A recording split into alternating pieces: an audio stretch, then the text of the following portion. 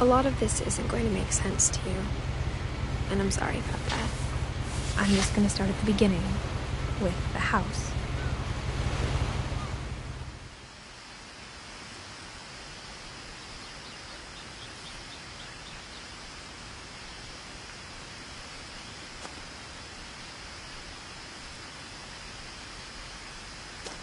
Someone had put up a chain link fence, but it looked like I wasn't the first person to hop it.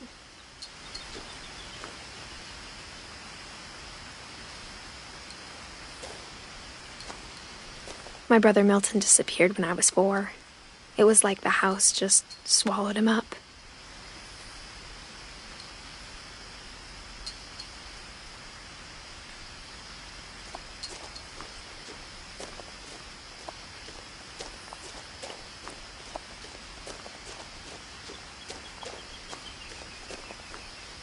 I lived here until I was 11, but I wasn't allowed inside half the rooms.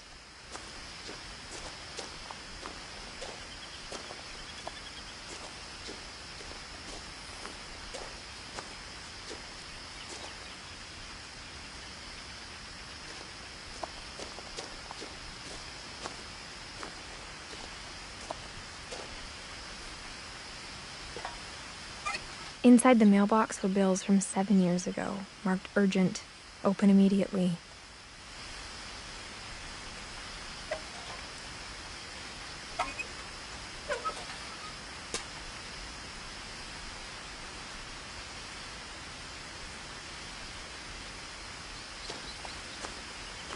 I hadn't been back since my brother Lewis's funeral.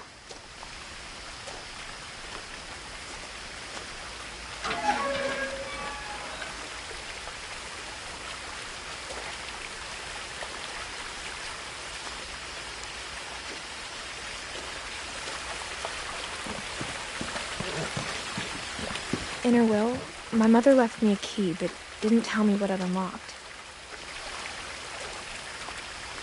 Maybe she thought I'd know. Or she thought that the mystery would be enough to bring me back.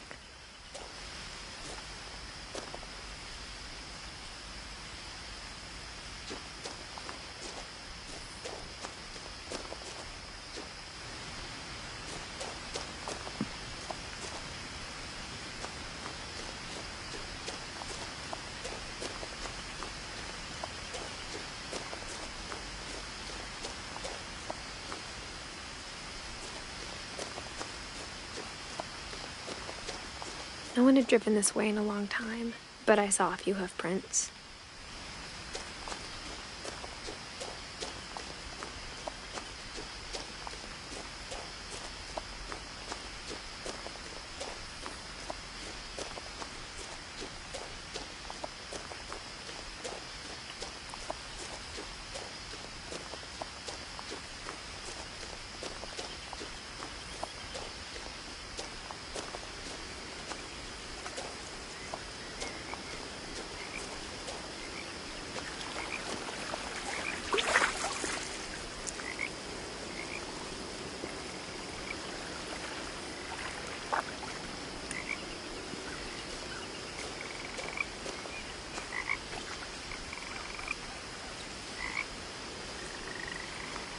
The truth is, even after I inherited the house, I never thought I'd come back to it.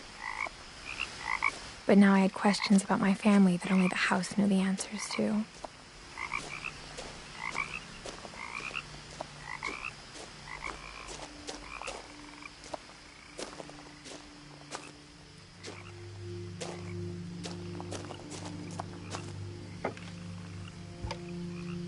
The woods around the house have always been uncomfortably silent, as if they're about to say something but never do.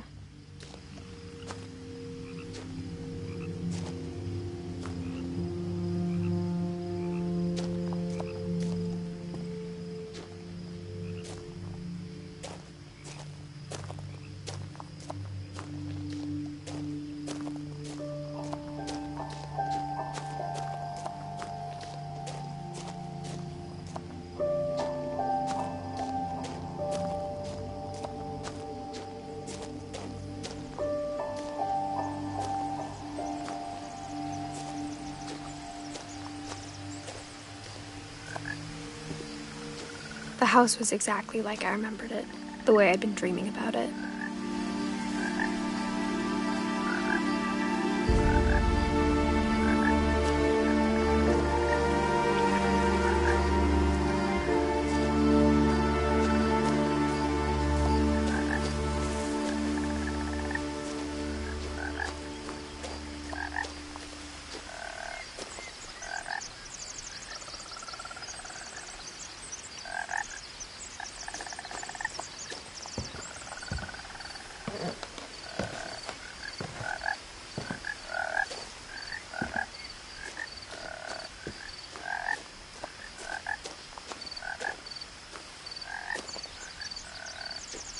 As a child, the house made me uncomfortable in a way I couldn't put into words.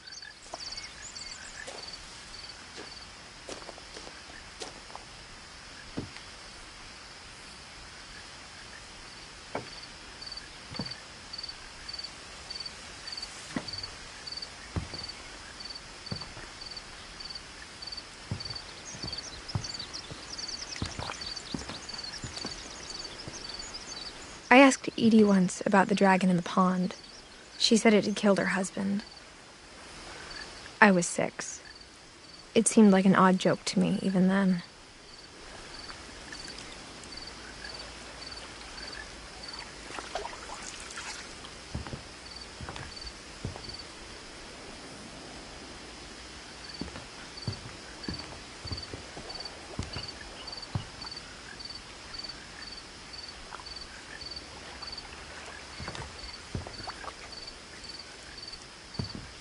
Now, as a 17-year-old, I knew exactly what those words were. I was afraid of the house.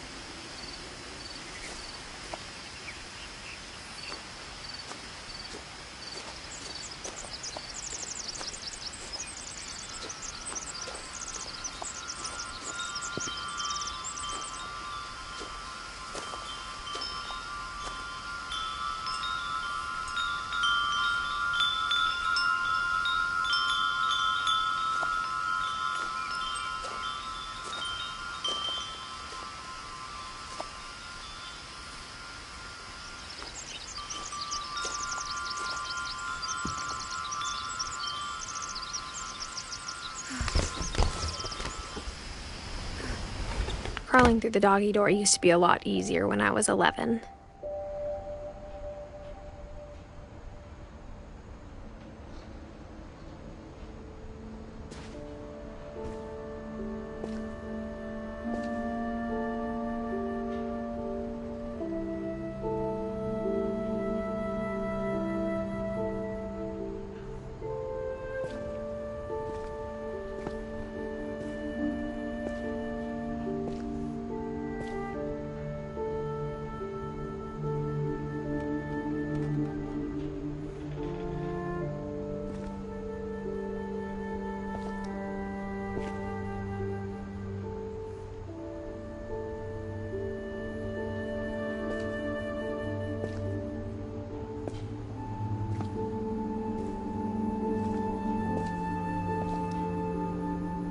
The power had been turned off the night we left.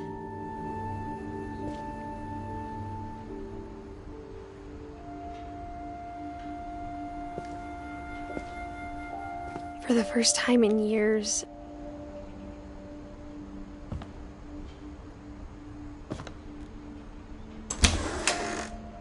I felt like I was home.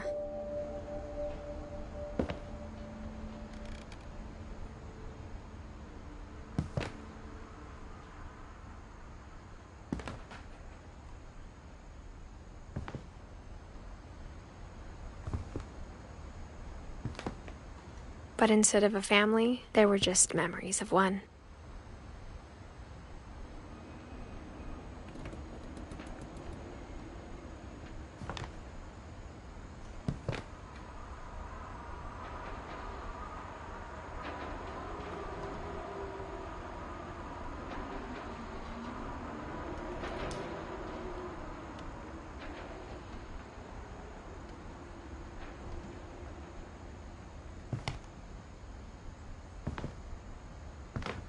Like how after Louis started working at the cannery, we all got sick of eating salmon. Except our cat, Molly.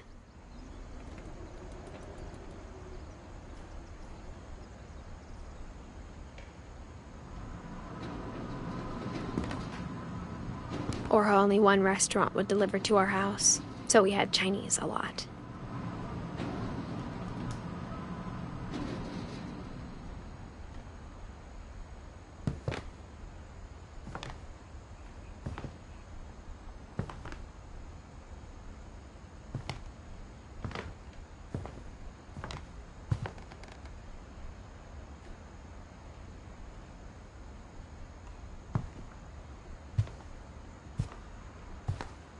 The table was still a wreck from the night we left.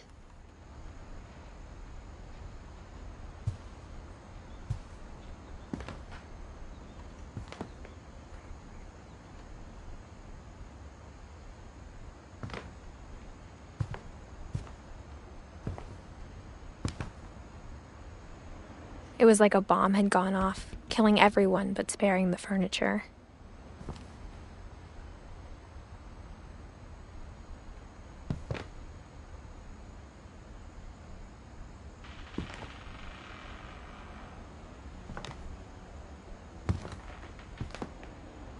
My mom was the only one of us who could imagine Great-Grandma Edie living in a nursing home.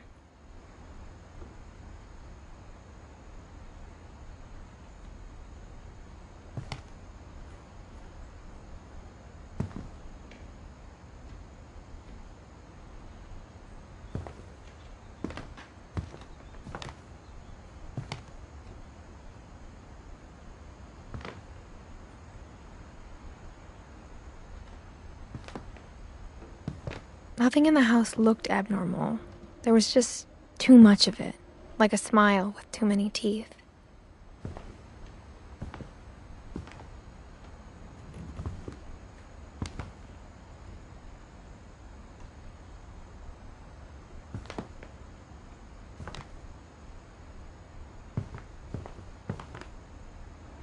Even the fireplace had a story. Edie told me the bricks came from the original house, after it sank.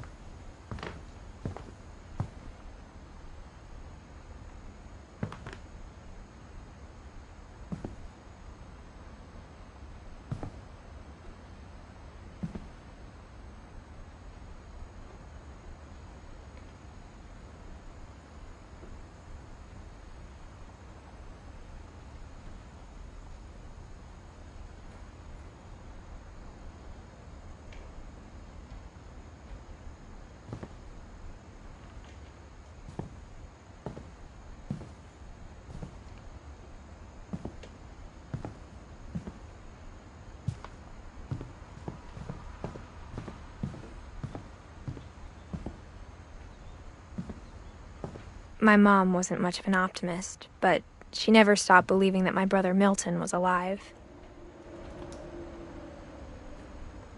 A lot of things got left behind in the whirlwind of that last night.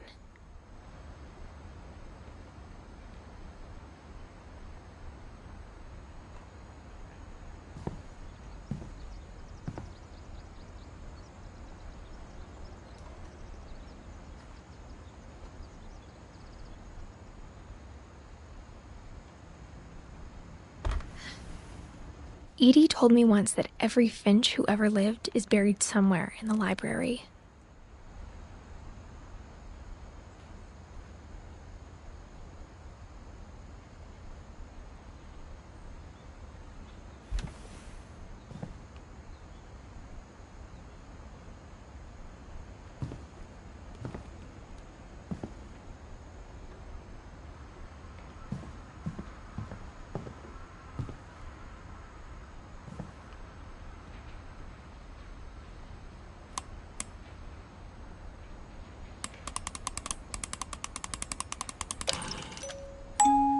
Great-Grandpa Sven built a music box for Barbara, along with the rest of the house.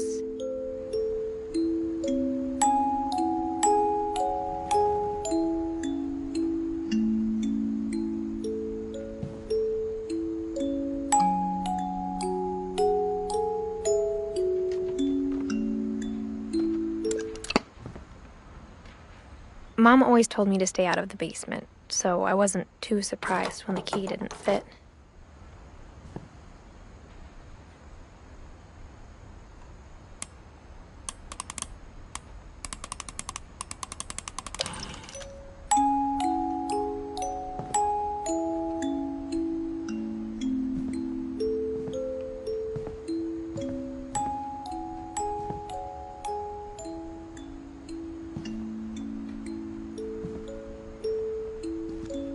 After Milton disappeared, Mom sealed up all the bedrooms.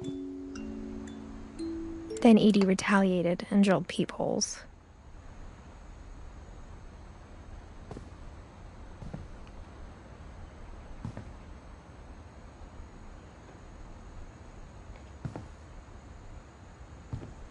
I spent a lot of time playing in Great Uncle Walter's room.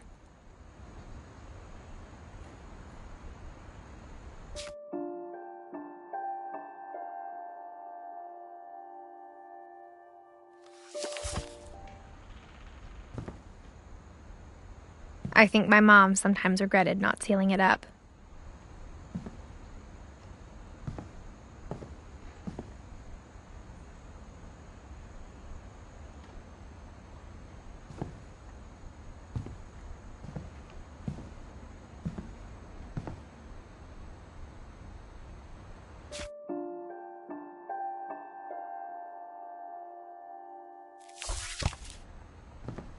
Lewis told me there were secret passages, but I never believed him.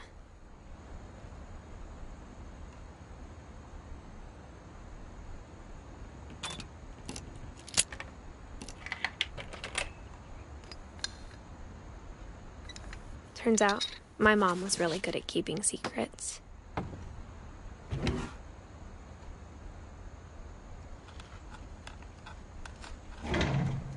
Now it was time to find out what my mom had been afraid of.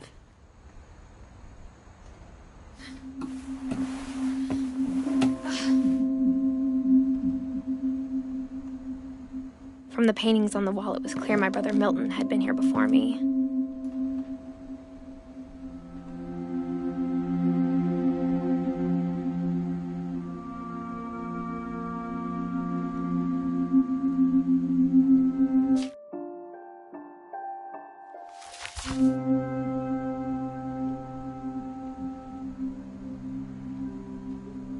Reading this, maybe it sounds like I had a plan. But I had no idea what was behind that door.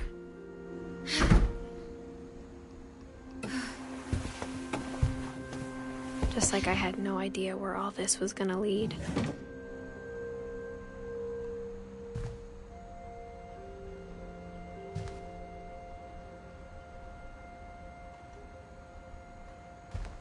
I grew up looking at Molly's room through the peephole.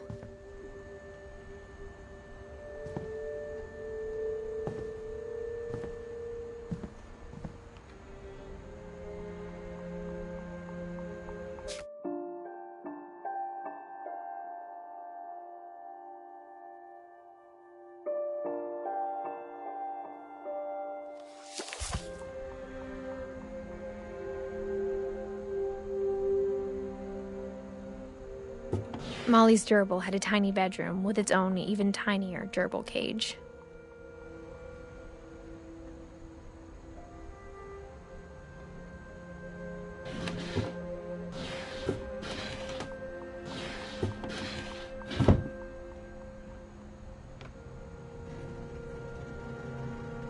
Being inside for the first time, I felt like I'd stepped behind a painting.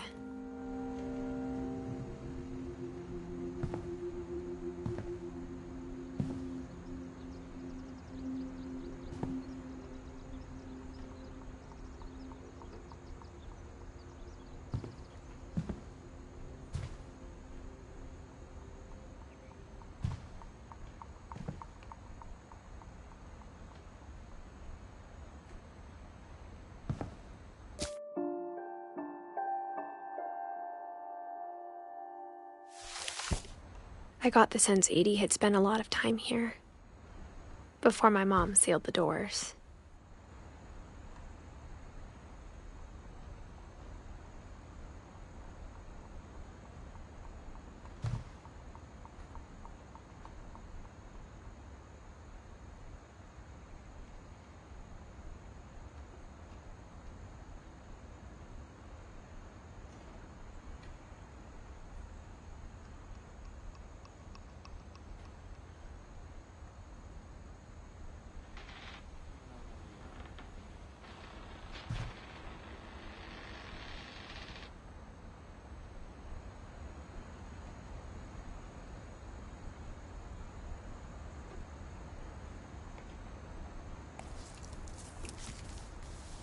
December 13th, 1947. Dear Diary, I'll be gone soon, but I wanted to tell somebody about what's gonna happen. It started when Mom sent me to bed without dinner. I woke up and I was starving, so I looked around for something to eat.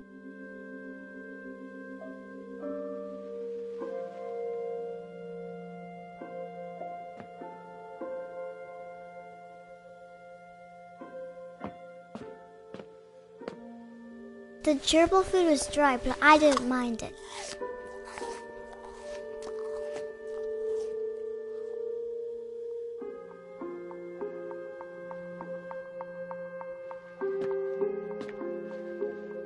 My Halloween candy was all gone.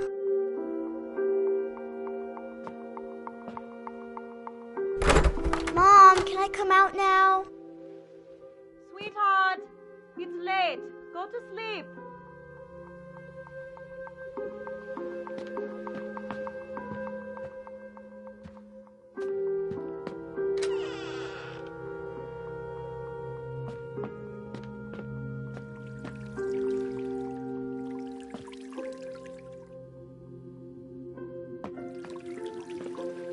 I thought about eating Christopher, but I held back.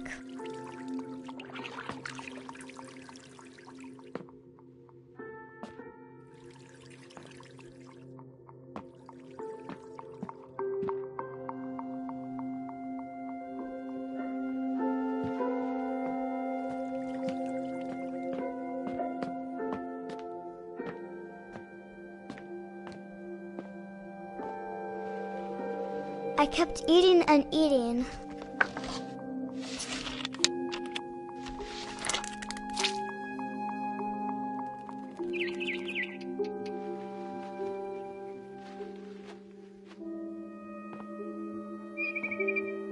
I ate a lot of things that night.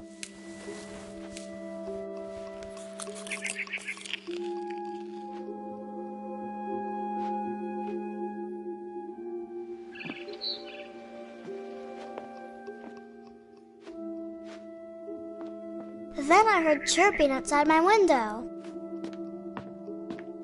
It was a barn swallow going back to her nest. I reached out for her.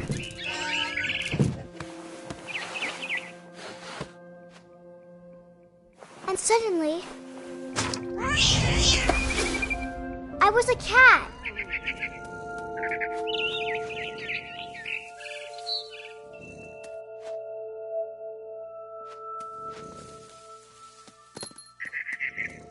I tried to be quiet, but the bird was really scared.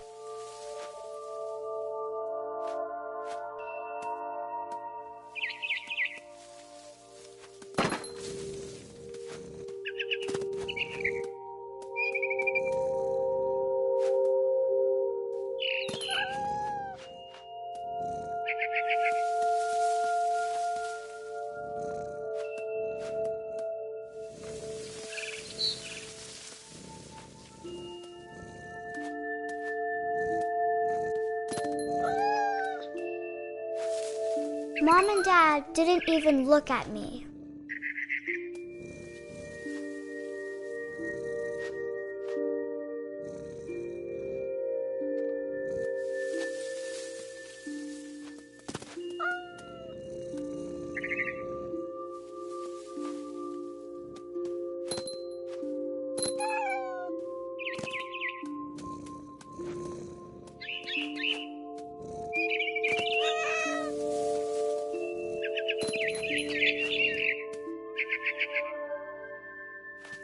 I jumped and I almost got her.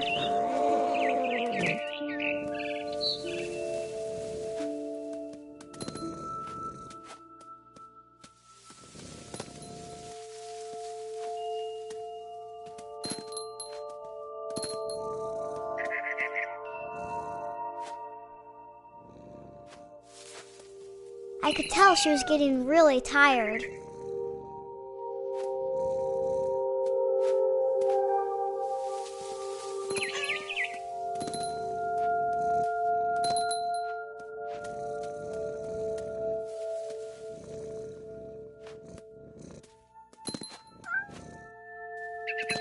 Now I was up in the big tree.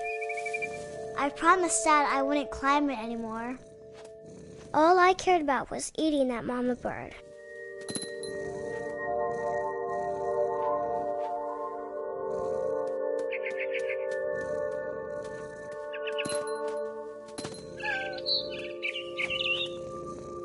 I gobbled her up. And suddenly, I was an owl. First, all I heard was the wind.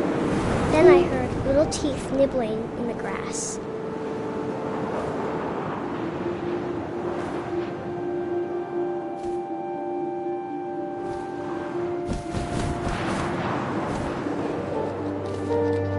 Rabbits.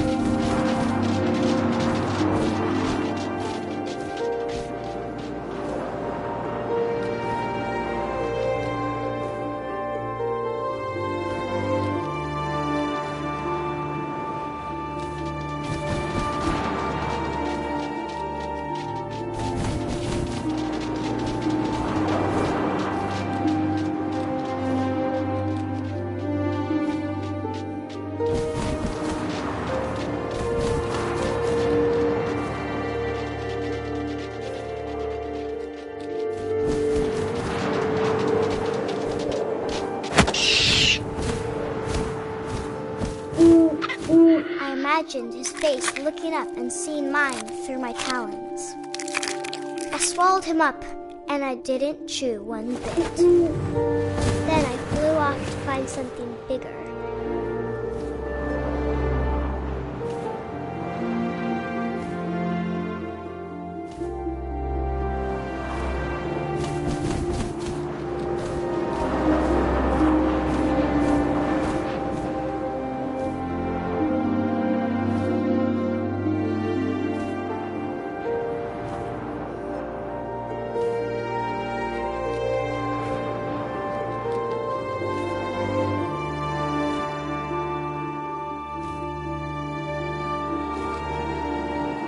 A mama rabbit.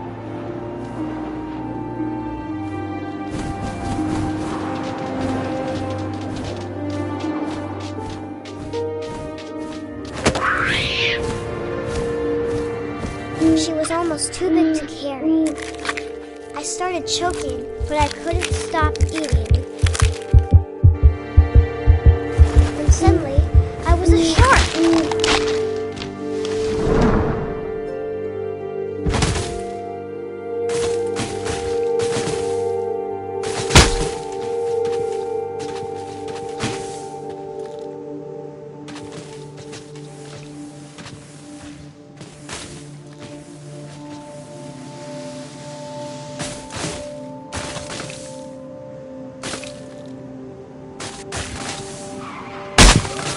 I rolled off a cliff and into the ocean. Now, I was hungrier than ever.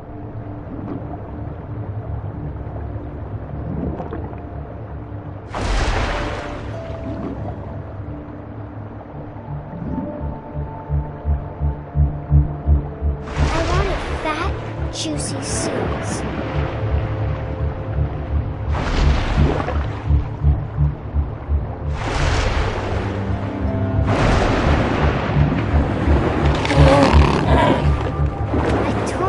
Flipper, and it tasted really good.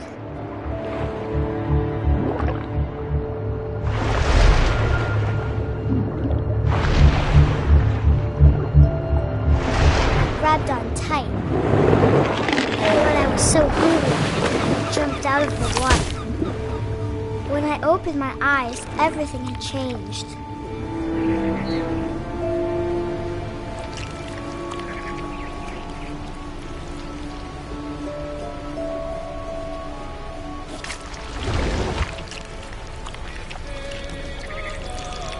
Now I was a monster, and I smelled people everywhere.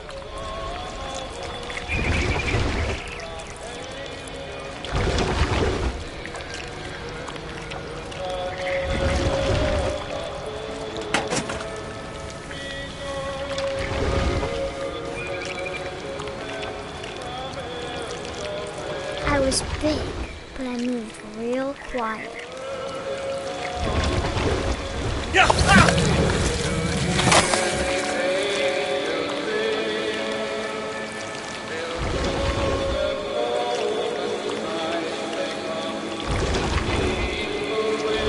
I wanted to stop, but also I didn't.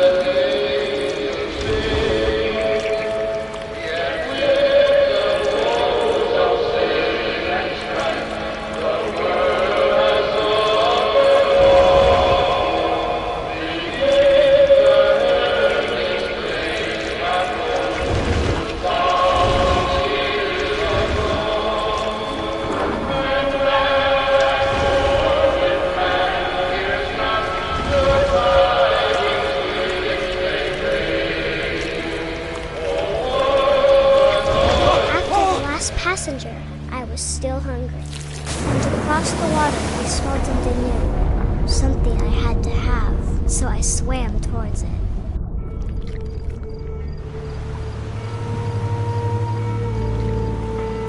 I slithered onto the sand, and the good smell went into an old pipe.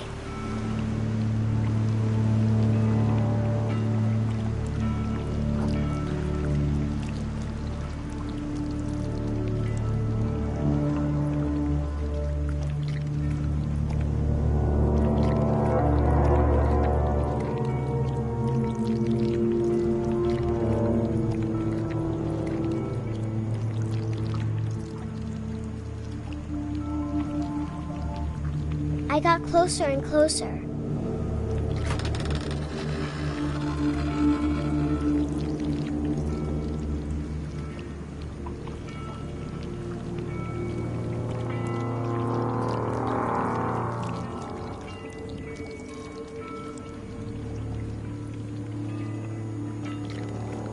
All of my stomach started growling. And suddenly, I was me again. I held my breath for a long time, but I couldn't hear anything. I think it's waiting for me to fall asleep. But it's not going to wait much longer. It needs to feed, and we both know I will be delicious.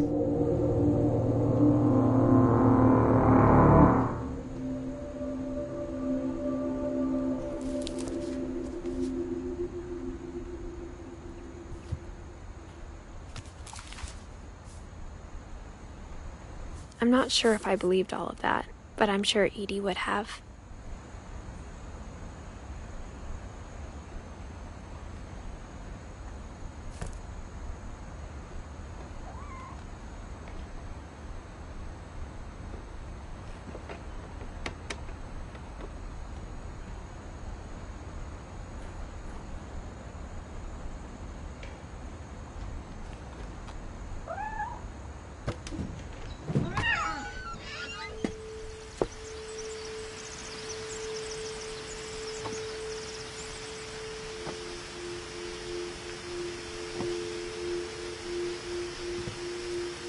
This will be obvious later, but my mom never told me any of these stories. Edie would have, but Mom didn't like bringing up the past. Though, when we adopted a stray kitten, she was the one who named it Molly.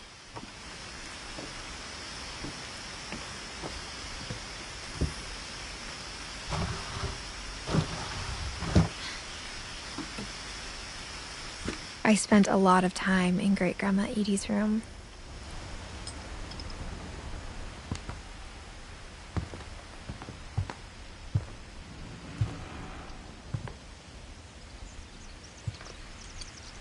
Edie gave a big interview about a mole man living under the Finch house. My mom was furious.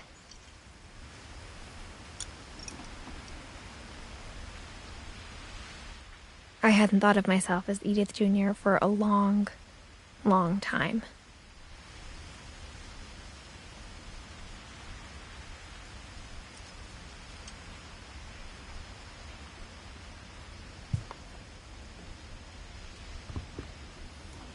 One summer, they evacuated the island, but Edie refused to go. For a few weeks, she was a celebrity.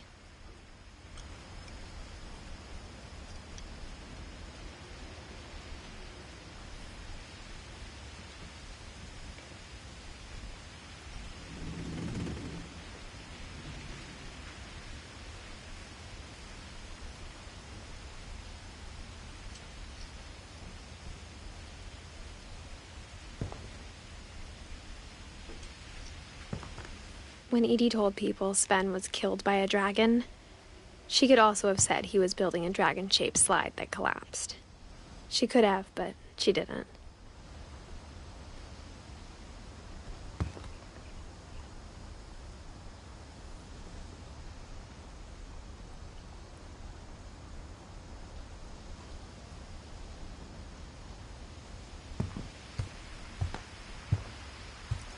Louis died a week before we left, but Edie had already started to memorialize him. Edie knit me a new pair of gloves every year, just in time to replace the old ones.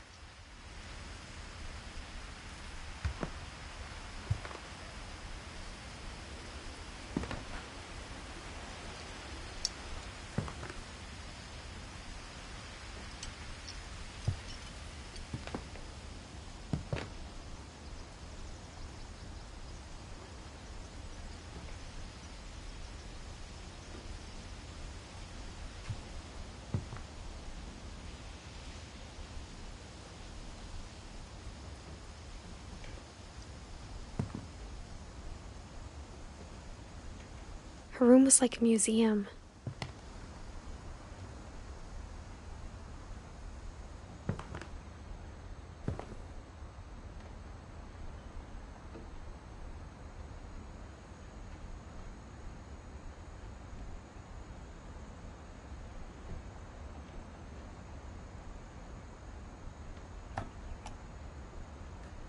For 500 years, the Finches have been famous throughout Norway for their fortune and misfortune.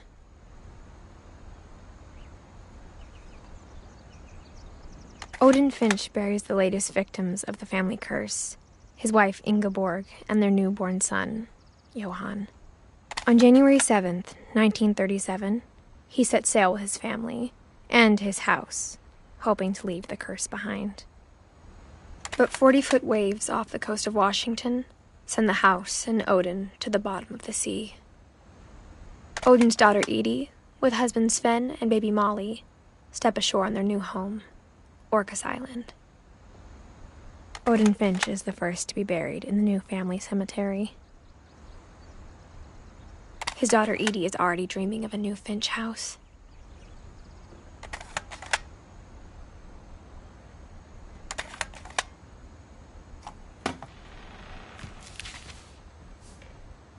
Whatever's wrong with this family, it goes back a long ways.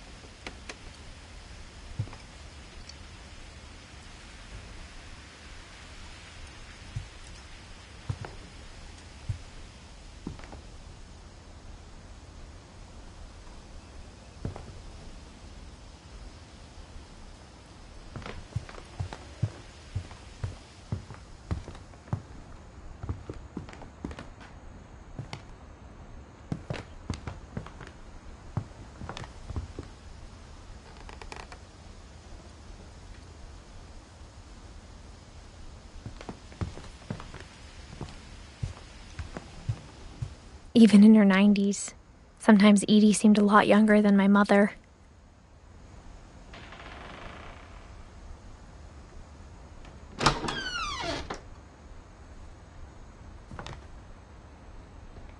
The only trace Grandpa Sam's first wife Kay left on the house was the pink bathroom.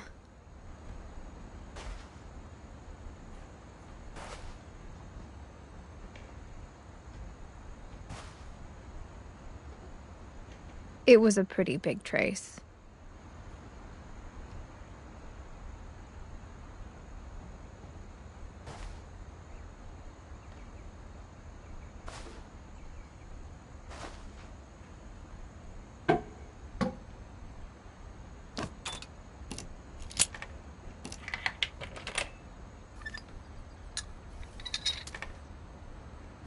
There's a secret in this bathroom.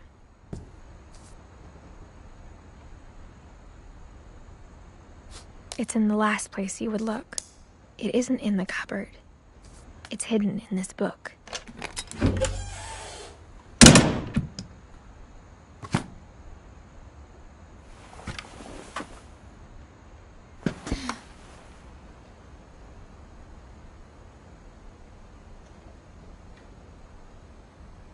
Sven gave Sam an old camera he'd refurbished. He never put it down.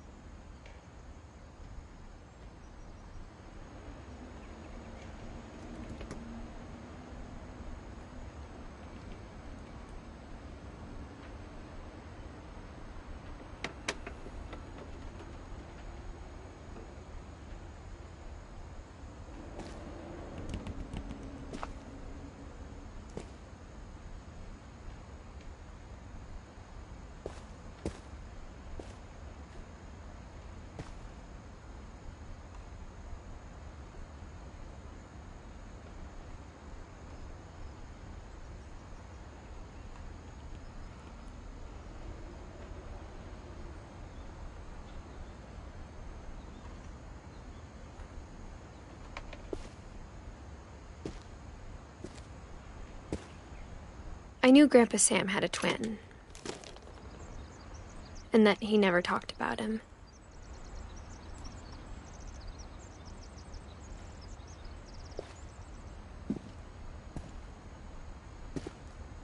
I guess my grandpa didn't like history any more than my mom did.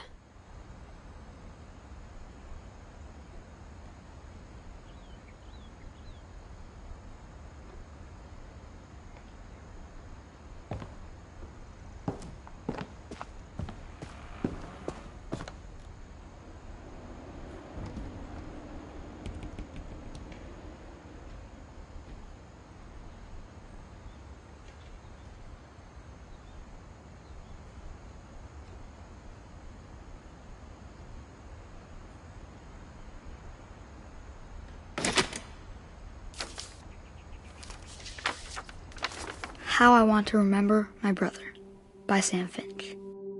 The thing I remember is that when he made up his mind, that was it.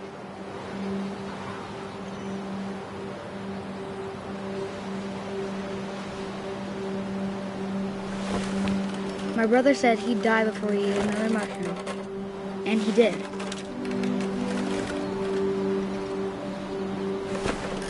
At Barbara's funeral, we swore we'd never be afraid again. And he wasn't. I think Calvin always wanted to fly. Sam! Calvin! Dinner's ready! Coming! But that day, he finally made up his mind to do it. I told him going around was impossible.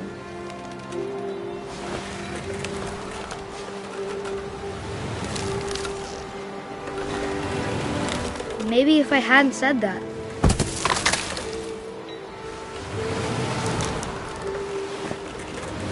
Calvin! I'm not gonna tell you again! Maybe if the wind hadn't picked up.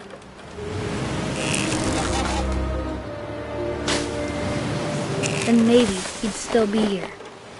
But I doubt it.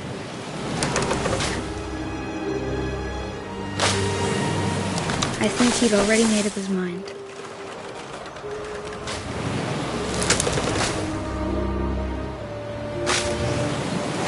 That's what I want to remember about my brother.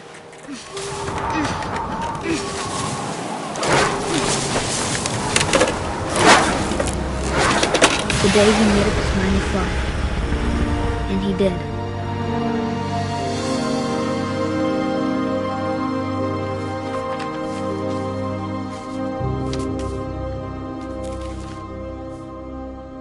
Calvin's story felt strangely familiar. When I was younger, I remember trying to do the exact same thing.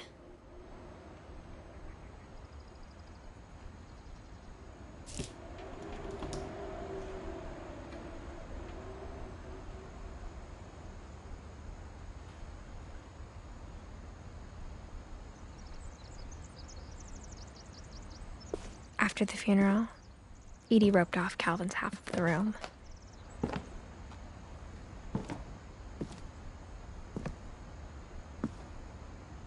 Mom said Grandpa Sam enlisted at 18 and never set foot in the room again.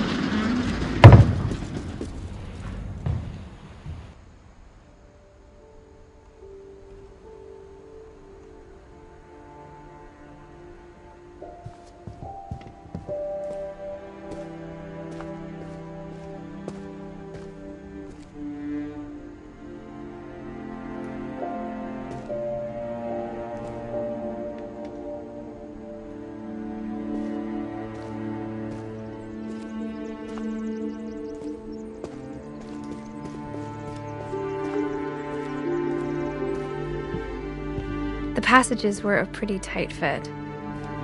They'd obviously been built for smaller hands and bellies.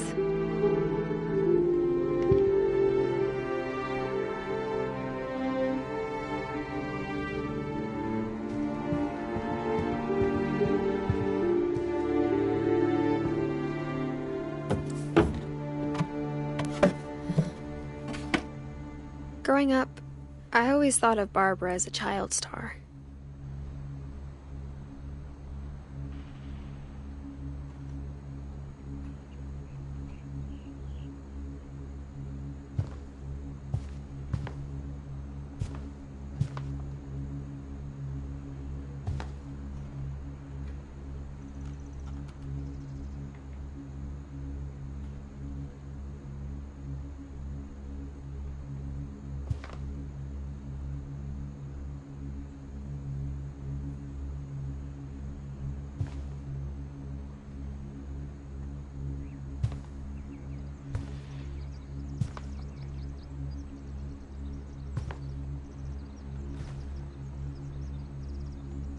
I never thought about how hard it must have been for her afterwards.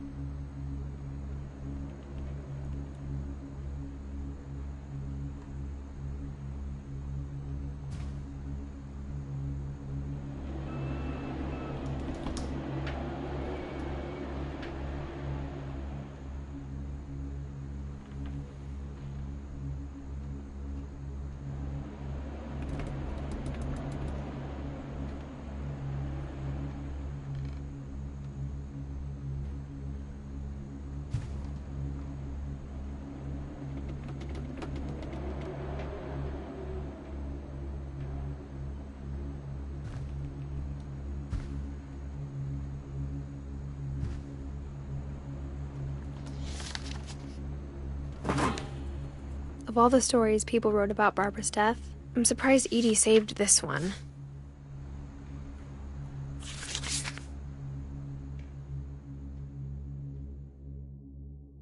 Old Jack here with another ghastly tale inspired by America's most unfortunate family. I'm calling it The Surprise Ending of Barbara Finch. As a child star, Barbara was famous for her scream. Now at 16, she was all washed up. A has-been.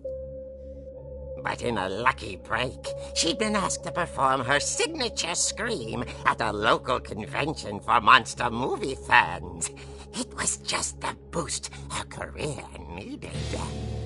Unfortunately, her scream hadn't aged well. Getting better. I think you just need the right motivation. Her biggest fan and current boyfriend, Rick, was about to demonstrate when... Now that was a great scream. It was Barbara's father, Sven. He'd slipped into a table saw and had to be rushed to the emergency room.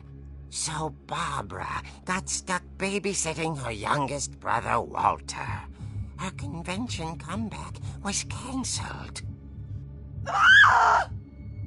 Okay, I'm hearing frustration, but I'm not hearing terror. What if I tried... A gang of hoodlums in Halloween masks have been terrorizing Orcas Island tonight. Police are urging residents to... That came from the basement. You're right! Also, I loved your delivery on that.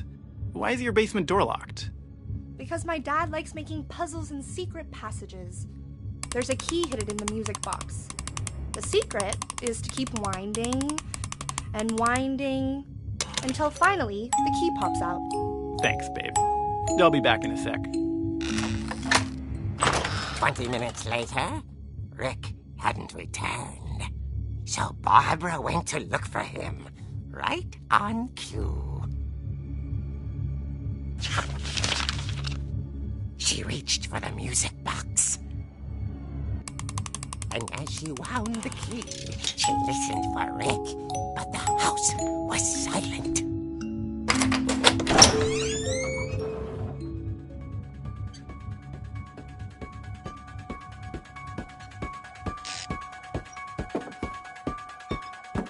Rick? She found Rick's crutch and imagined the worst.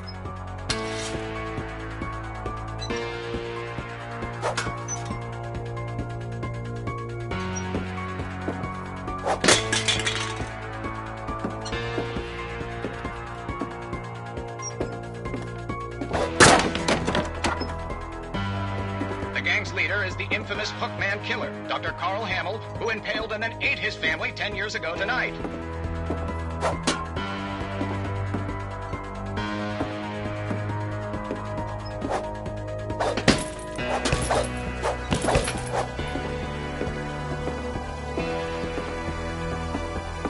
The old fridge rattled and grew still.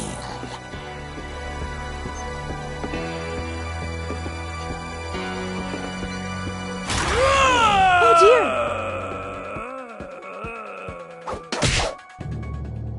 Oh! Rick? Barb, relax. I was just trying to scare you to help you find your scream. Well, I'm not scared, Rick. I'm furious. Then act furious. All I'm getting from you now is that you're hurt and confused and you're... She threw him out, but she kept a little something to remember him by. Barb, have you seen my other crutch? And she was still holding it when she fell asleep watching the late picture show. Hours later... Barbara! Walter, what's going on up there? Ah! Okay, I'm coming up, but if this is a trick, you're dead, Walter.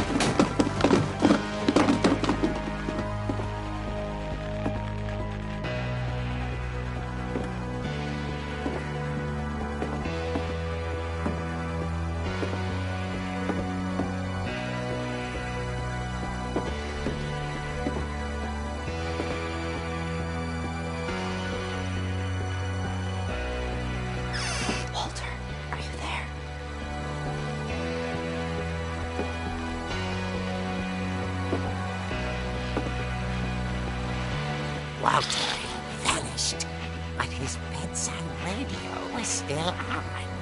Orcas Island police described the man as 6 feet tall, with a steel hook for a hand. Residents are urged to lock all doors and windows and notify the police of any suspicious activity. Barbara turned, saw the hook man, and was speechless. He was quite smashing. And he was. He couldn't get enough of Barbara. Okay, Barbara, there's gotta be another way out of here.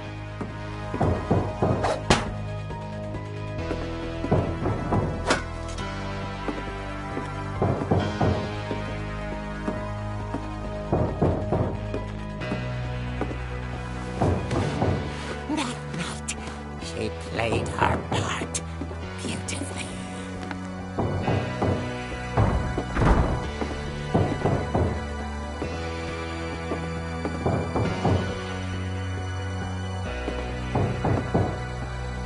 She thought about abandoning Walter, but just couldn't do it. Molly's door hadn't been opened in years. The hinges groaned.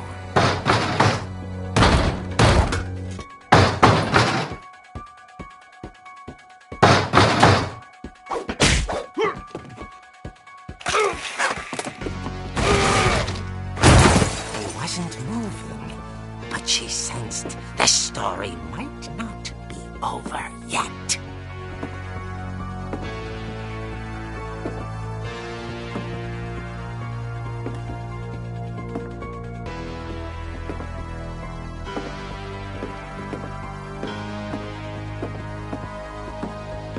The hookman had vanished. She listened for his breathing, but all she heard was...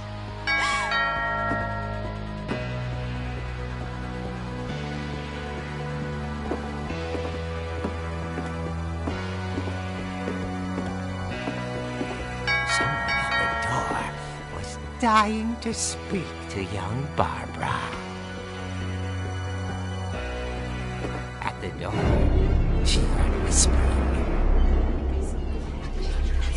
It was coming from inside the house.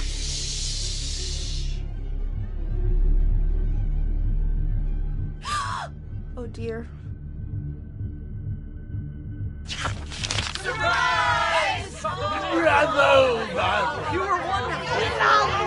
The monsters had come to surprise her. For Barbara, it was a dream come true. Then she saw what kind of monsters they were, and she realized what was about to happen. She was going to be famous. And with her final breath, Barbara Finch gave the performance of her life.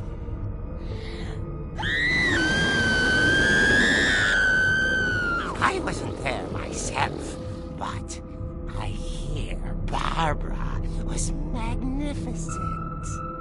Poor girl. She had a taste for stardom. But unfortunately, so did her fans. Of course, the police blamed it all on poor Rick, who disappeared the same night. And little Walter?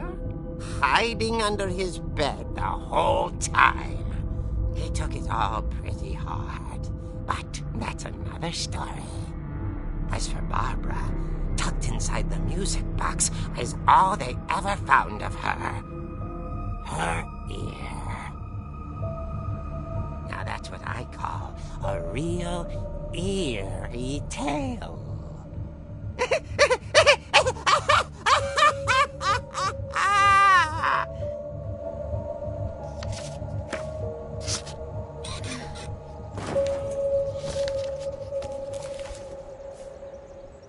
Edie told me all Barbara wanted was to be remembered, as absurd as that comic was. Maybe what Edie saw was a happy ending.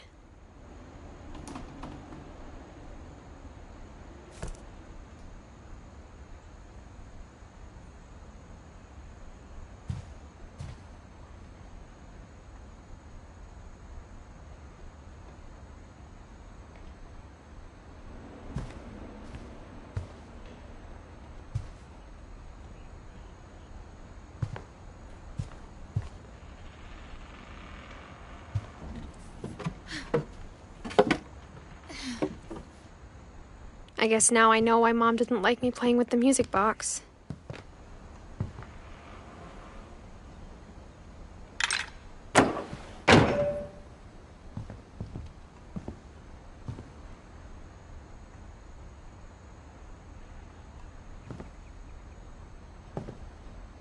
Edie's father, Odin, built the original house.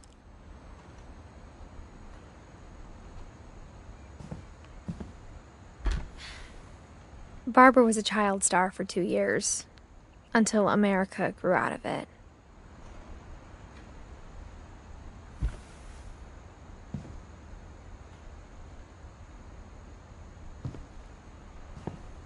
Whenever people ask me about my family, the first thing they always want to know about is Barbara.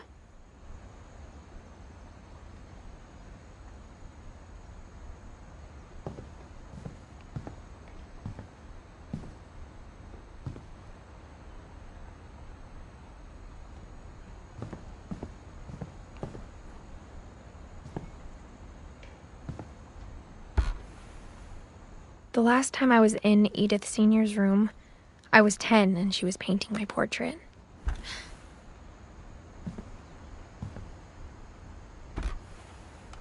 As a kid, I just assumed every house had peepholes and sealed rooms you weren't allowed inside of.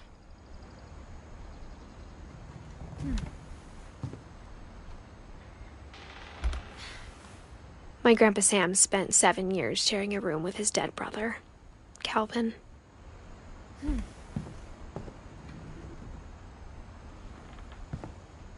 It's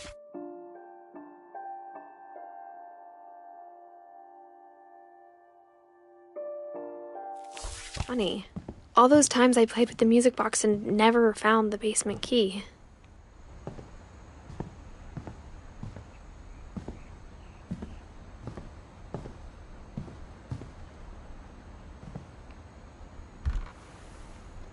Molly always seemed like a girl I could imagine being friends with, if she hadn't died in 1947.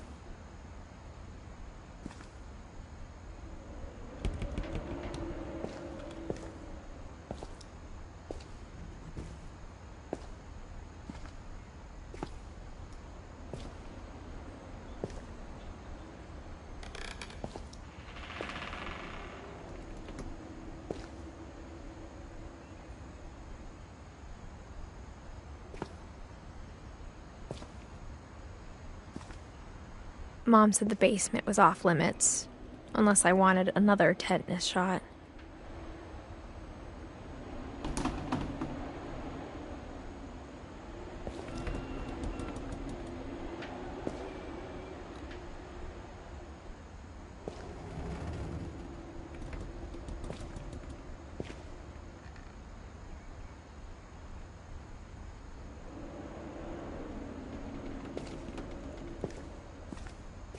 I saw Edie sneak down to the basement once, carrying packages.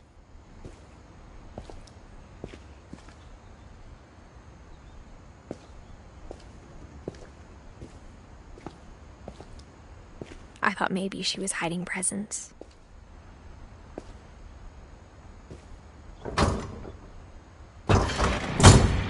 It turned out she was hiding a lot more than that.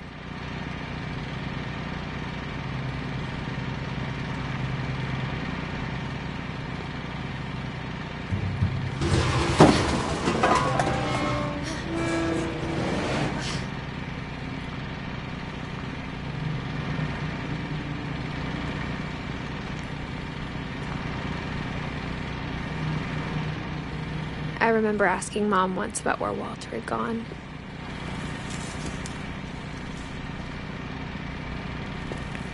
She said after Barbara died, he got as far away as he could.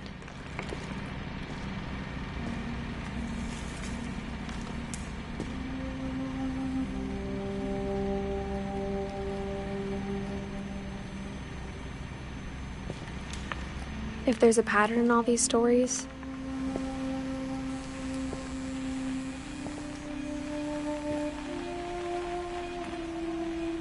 I think it's that none of us has gotten very far.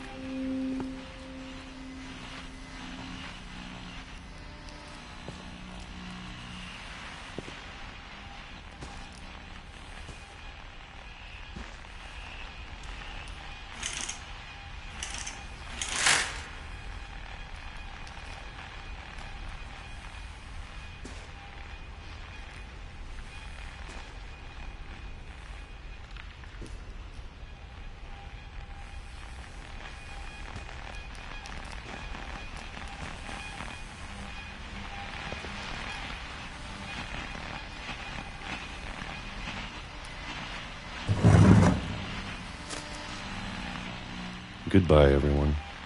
I can't believe I've been down here for 30 years. On that first day, after the shaking started, I didn't think I'd survive a week.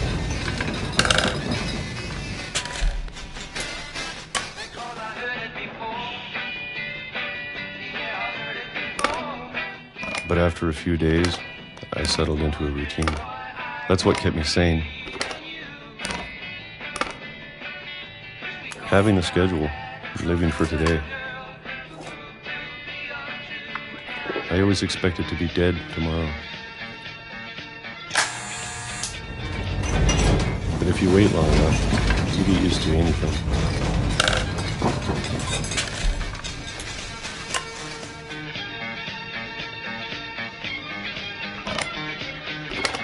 Even a monster on the other side of the door starts to feel normal. Almost friendly.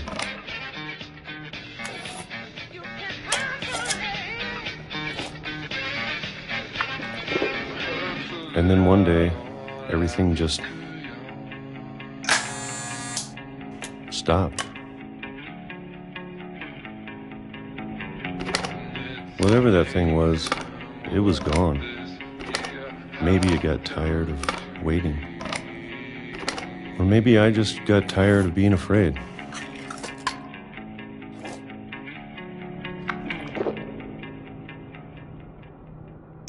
It's been a week now, the longest in 30 years. I'm done waiting. I have to leave while I still can.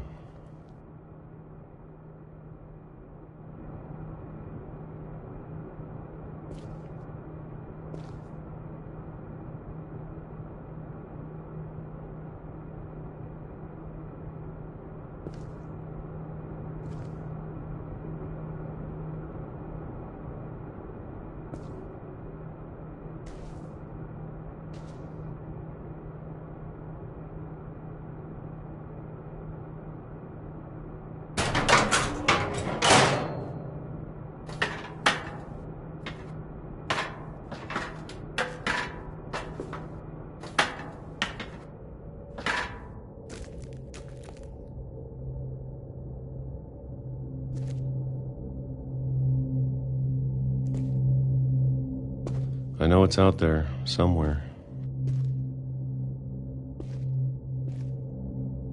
Whatever killed Barbara and Molly.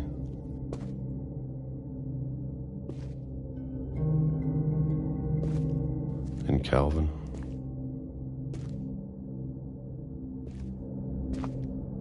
Maybe this is all a mistake. But I need to stop living the same day, even if it kills me.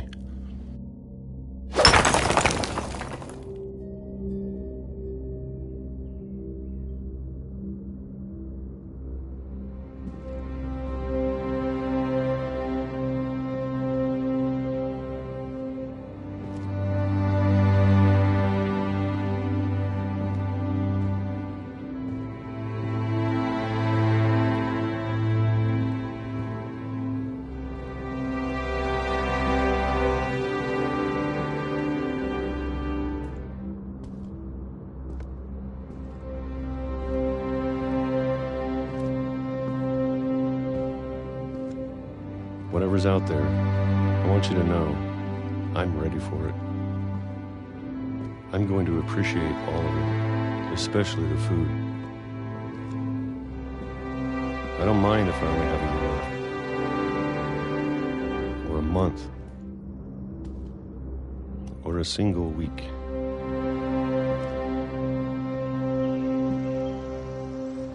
I'd be happy with one new day. I can already imagine the sun on my face.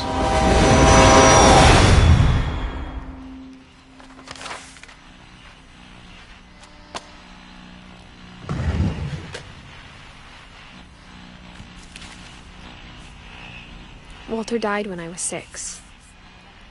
I can't believe my mom never told me he was down here.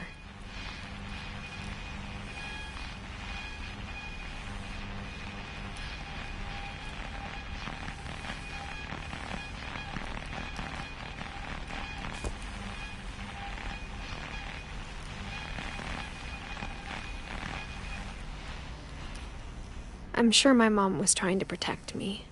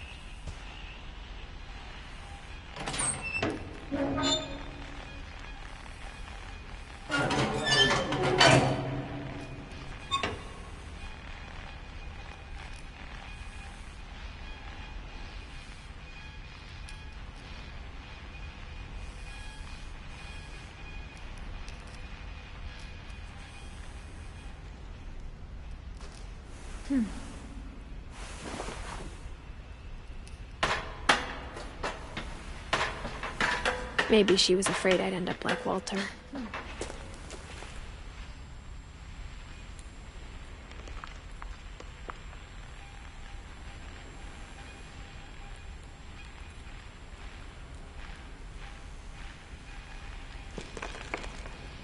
But if she never told me about an uncle under the house,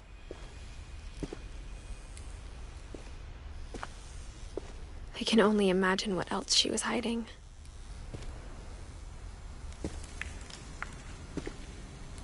I don't want to make the same mistakes she made.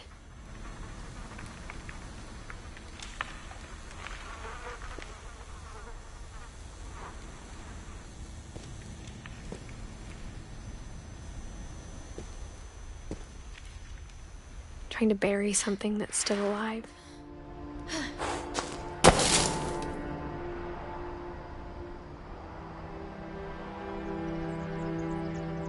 Now that there's only one of us left, or maybe two, I thought it was time I heard the stories for myself. and found out what happened to everyone else. But now I'm worried the stories themselves might be the problem. Maybe we believed so much in a family curse, we made it real.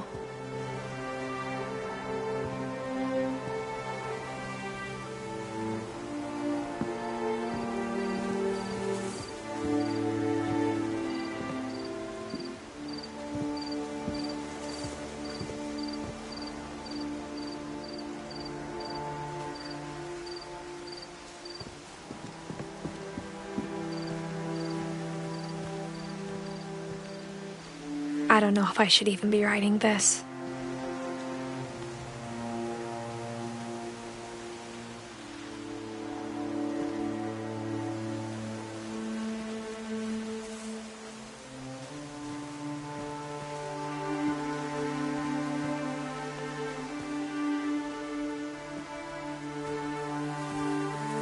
Maybe it'd be better if all this just died with me.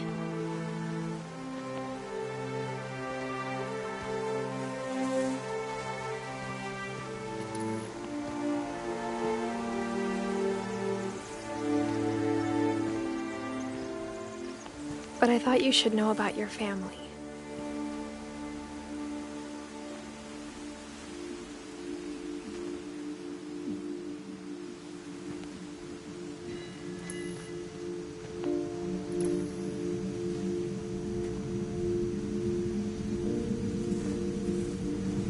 And the history you're a part of.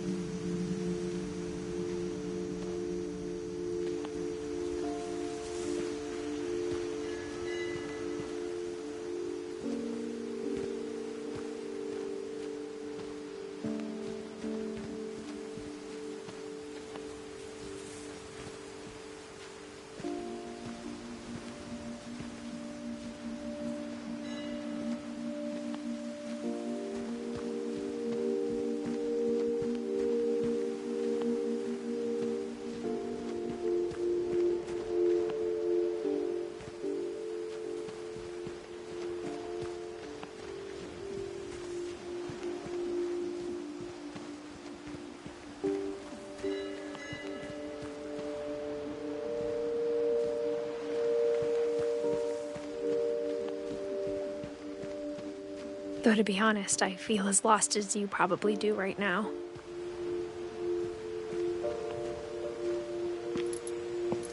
I think the people in these stories believed them, for what that's worth.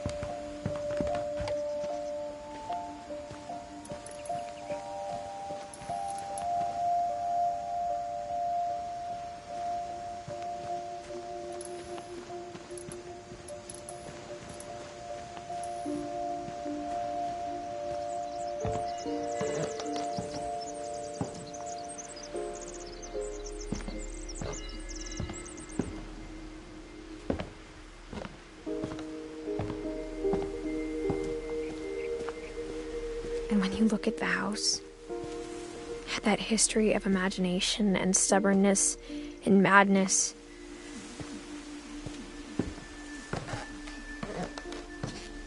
any of it seems possible.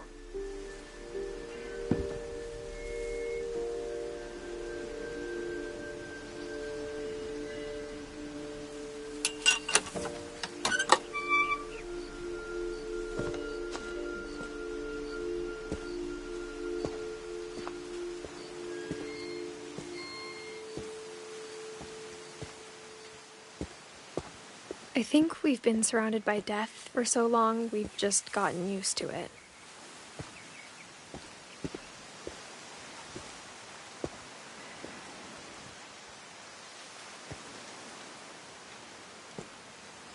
What kind of family finishes building a cemetery before starting the house?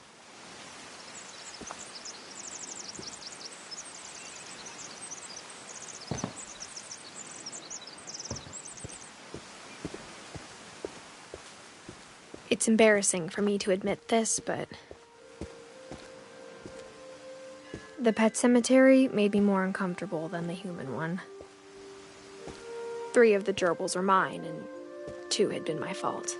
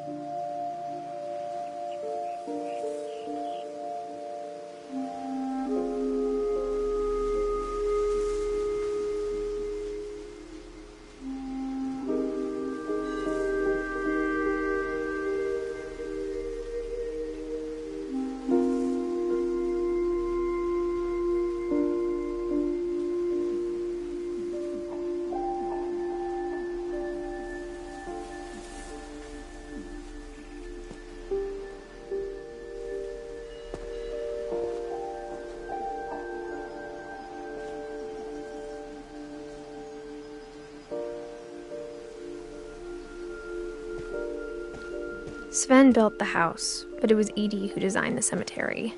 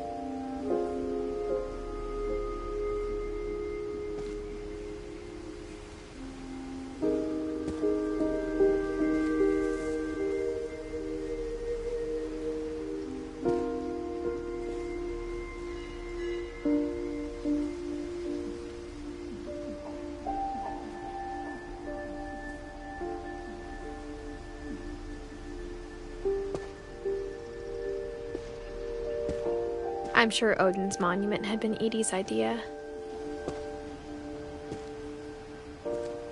My mom was always trying to move on, but for Edie, the past never went away.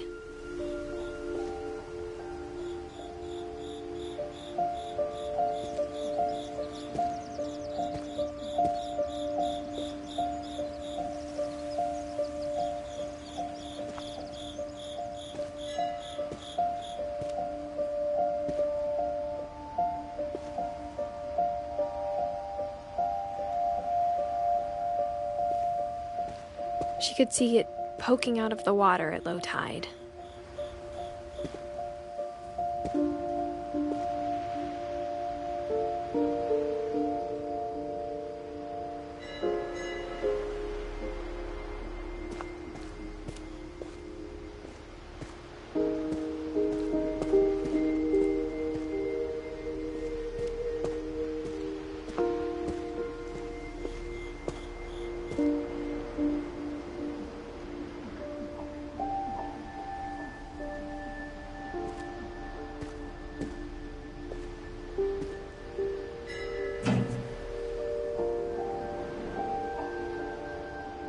Edie said she dreamed about the old house every night.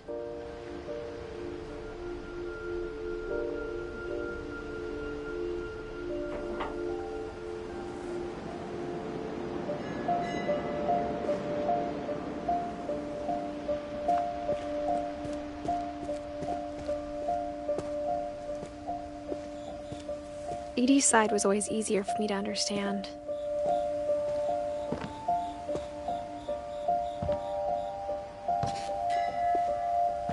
But the older I get, the more I can see where my mom was coming from. Her dad had been pretty strict, but it wasn't enough to save her brothers. She was just trying to do better.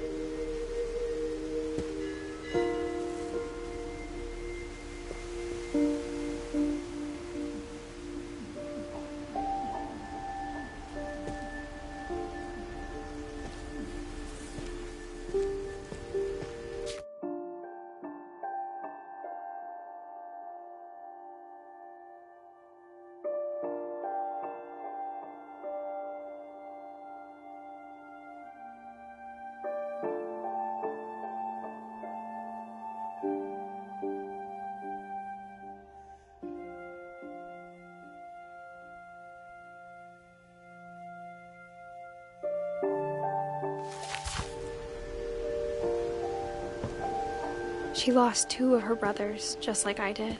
I get why she tried so hard to protect us.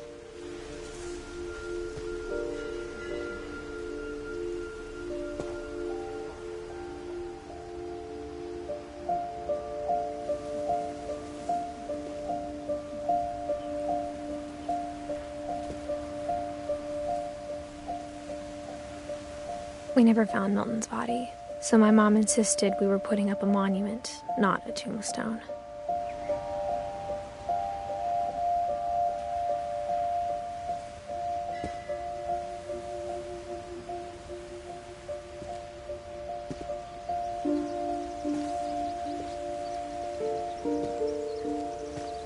There's so many things I wish I could ask my mom now.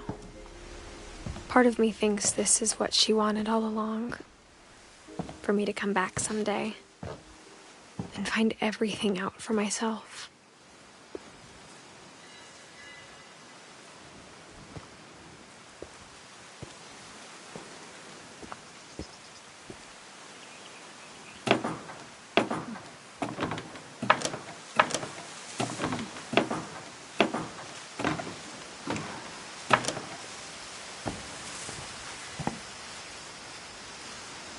But looking back on it now,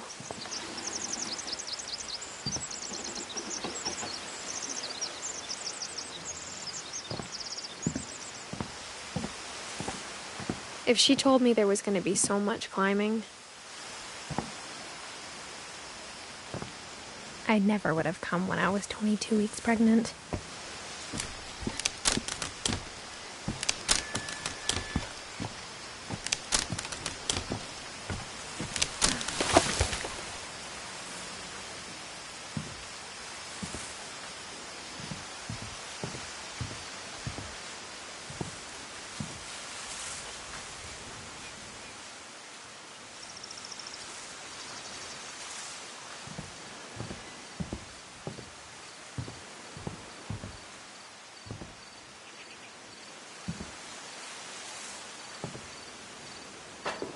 I never met Grandpa Sam, but I think he and my mom had a lot in common.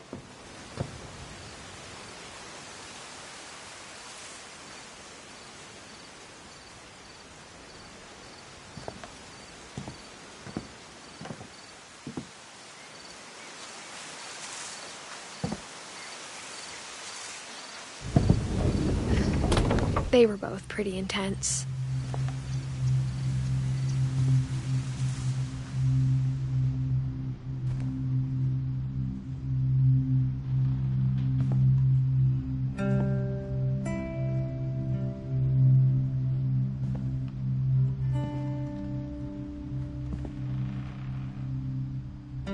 Sam spent his life shooting photos, but Mom said he got nervous being in front of the camera.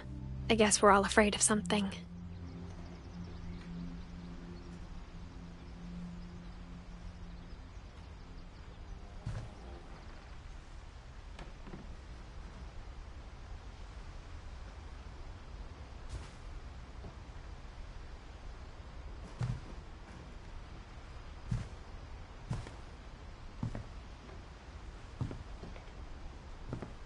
Instead of hiding from death, Sam seemed to go out of his way to meet it.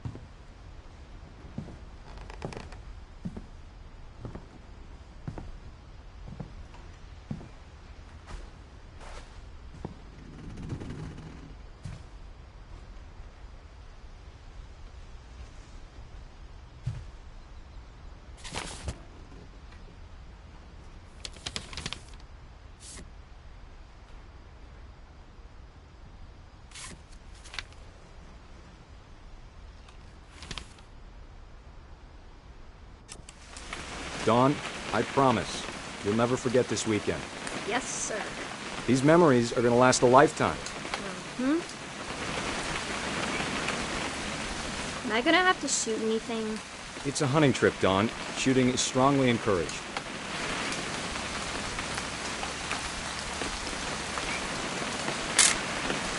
Shouldn't we be leaving?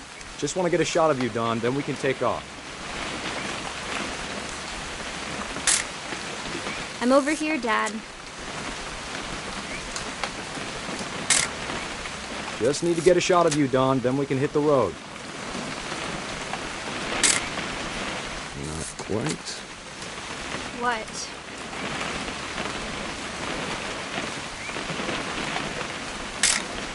Perfect.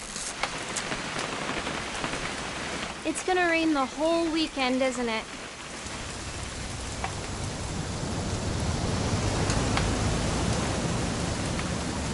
I will never forget this weekend, Dad.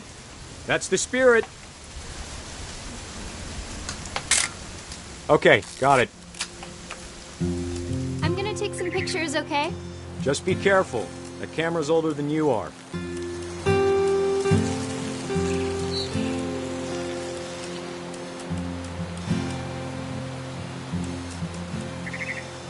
You're right, Dad. It's starting to clear up.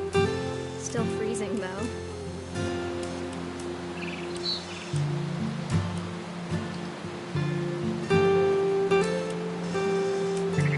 Definitely should not have drunk all that coffee.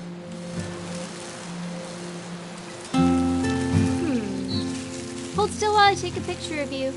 I definitely won't be moving. Are you done? Hey! That's a keeper. I'm just saying, I'm not always gonna be here, Dawn. You'll need to remember this stuff, if you want to survive. I'll be fine, Dad. You know who else thought he was gonna be fine? Some guy who died. Dawn, I'm being serious. I know, Dad. You're always serious. Doesn't being out here make you want to chill out? Well, to tell you the truth, I haven't been out here in 20 years.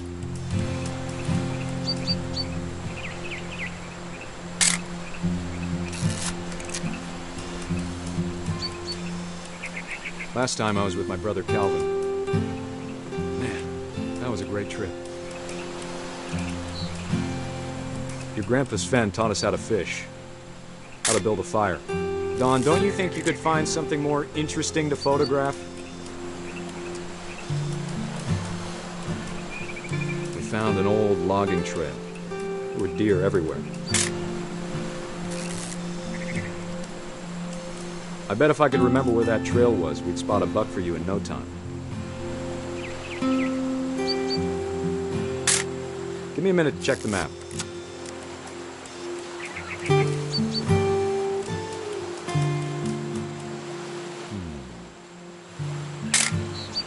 You don't need to waste any more film on me, kiddo.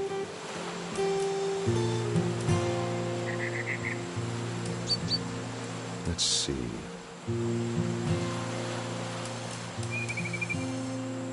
Dad! Good eyes, Dawn.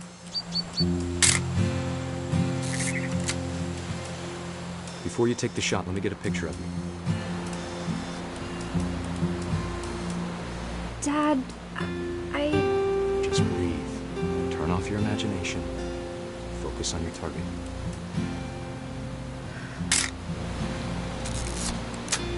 Let me get the knife. do I have to do this? Dawn, you don't have to do anything. But if you want to survive, you'll need to be strong.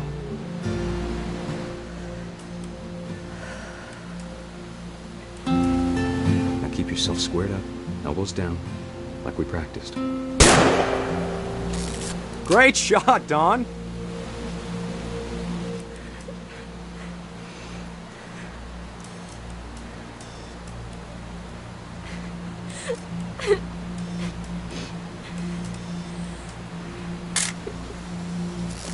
I'm proud of you, Dawn. Always remember that, okay?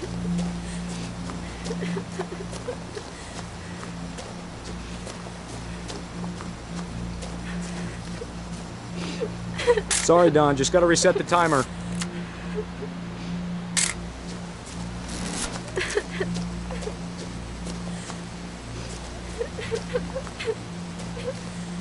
Dad, it's twitching. I think That's it's totally normal, Don. Just focus on the camera. Try not to think about... Dad!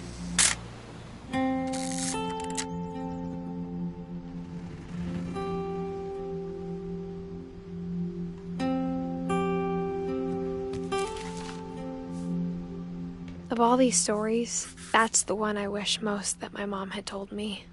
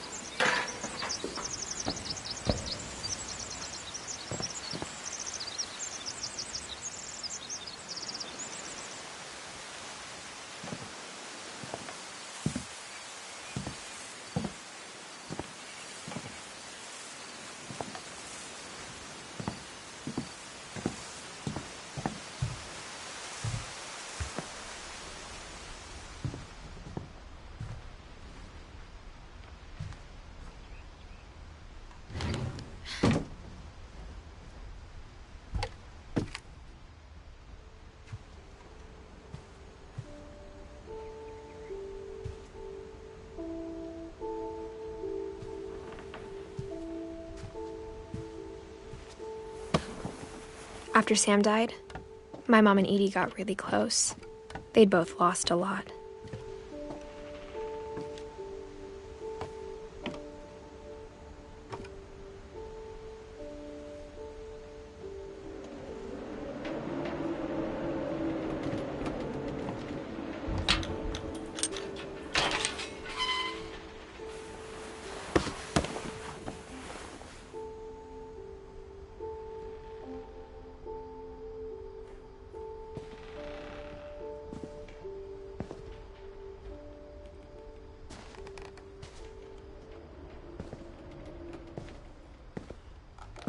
I can't imagine my mom ever writing poetry, and yet...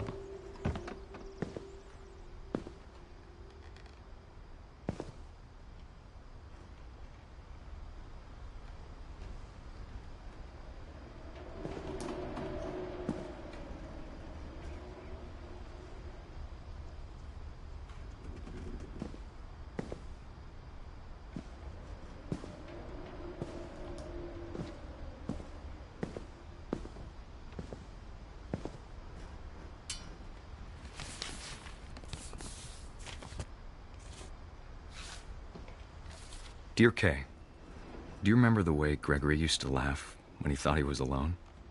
Like something funny was happening, but only he could see it. I think he saw things the rest of us don't.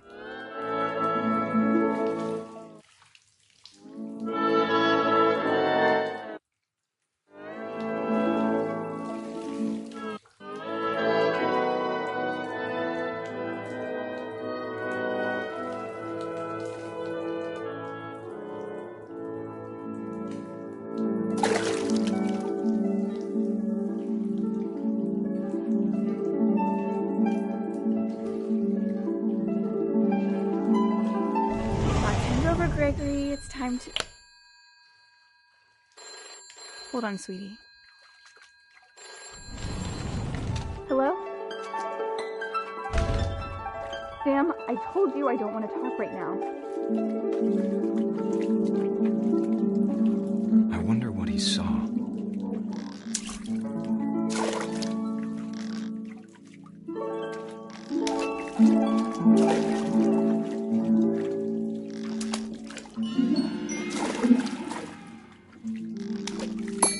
What his world was like.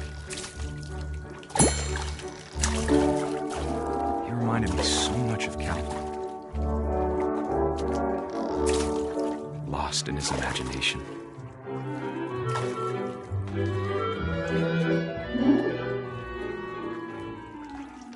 Whatever it was he saw, it sure made him happy.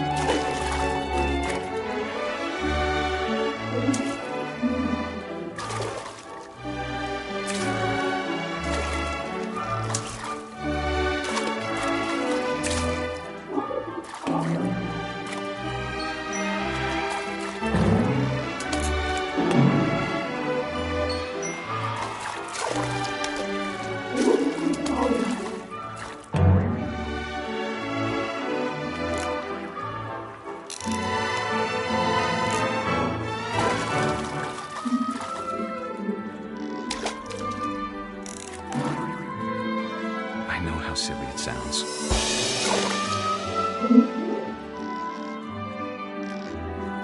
That I worried about a baby being too happy.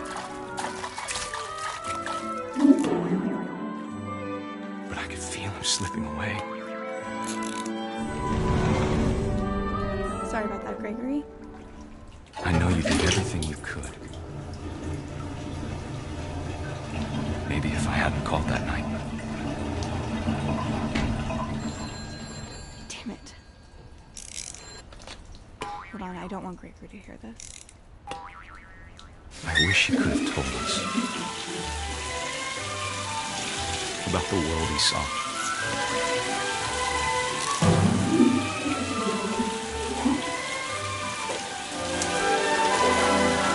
There's so much I don't understand about Gregory, about everything.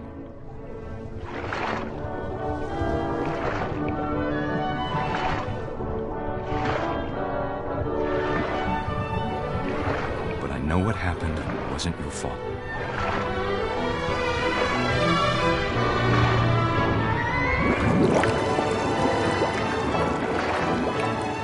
I'm sure he's happy. And he'd want you to be happy too. Good luck, Kay. Love, Sam.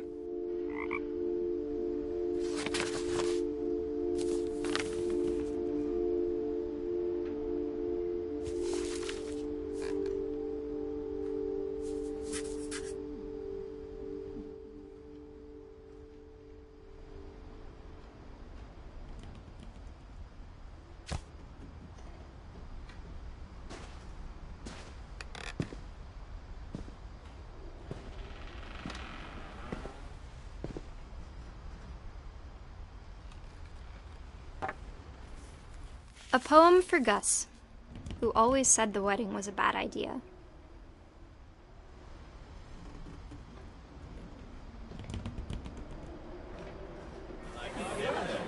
Our father never hit us kids, at least not very hard, before the day my brother said with teenage disregard that he'd be dead before he'd see a wedding in our yard.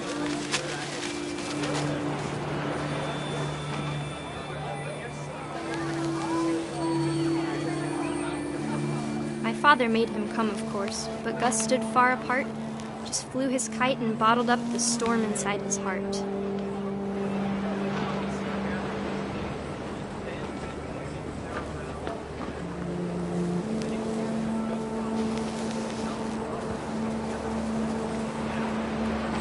I tried to talk him out of it, but though he'd never met her, "We don't need a stepmom," were the words that I now pronounce you husband and wife. You may kiss the bride.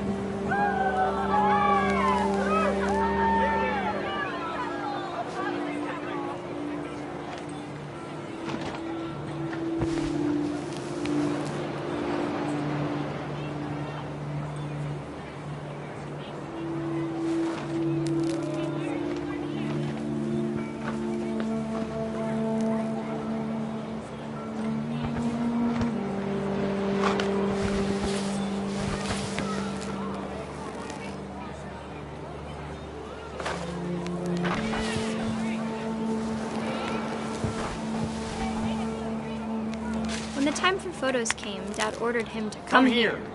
But Gus declined, and as a sign held up his middle finger.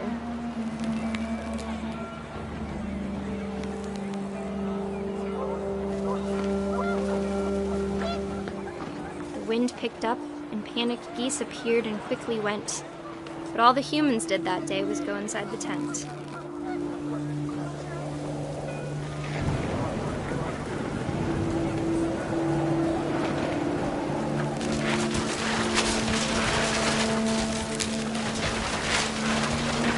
Rain came down in buckets then, but no one seemed afraid that nature might destroy the tent our dad had crudely made.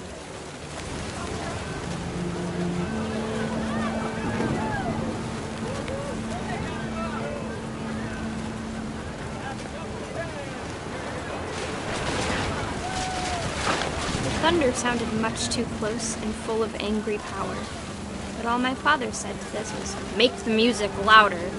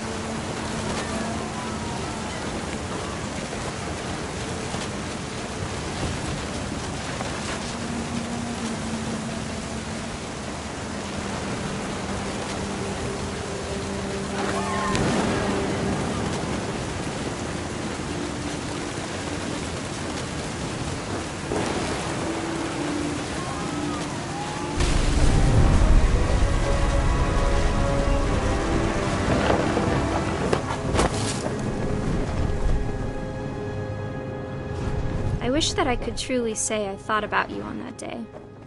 Out there on the beach alone, just you, the wind, the sea, and foam. But I didn't, until we found you.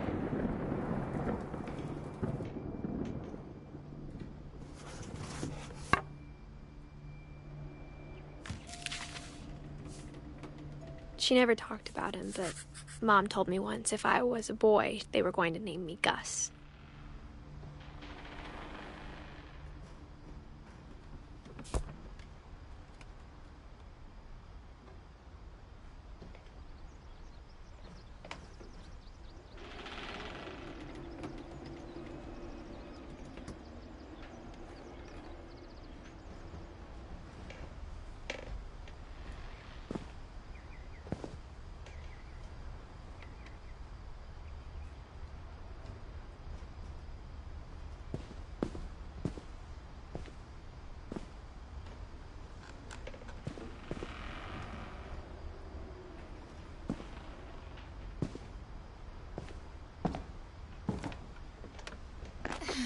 My mom moved up to the loft after her brothers died.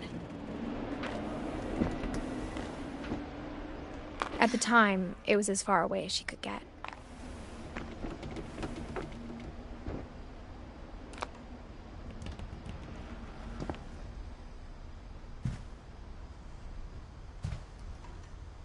Religion was another thing my mom never talked about, but I think it helped her a lot after her dad died.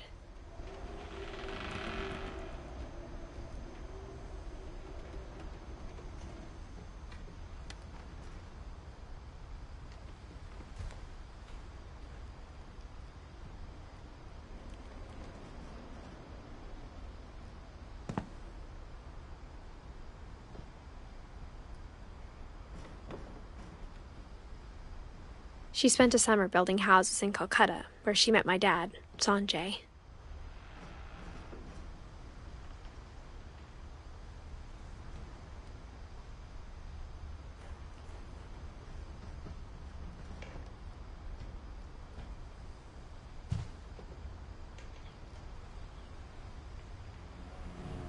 My mom moved to India a week after graduation and got a job teaching English.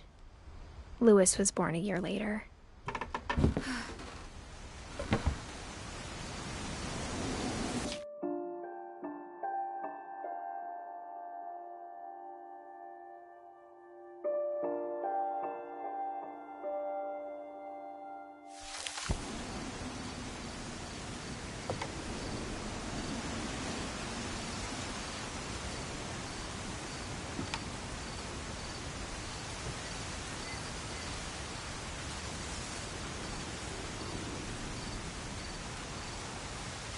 When my dad died, I don't think Mom knew where else to go.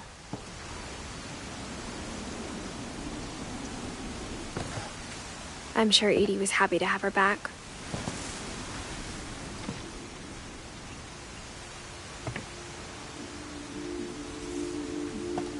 And to see kids in the house again.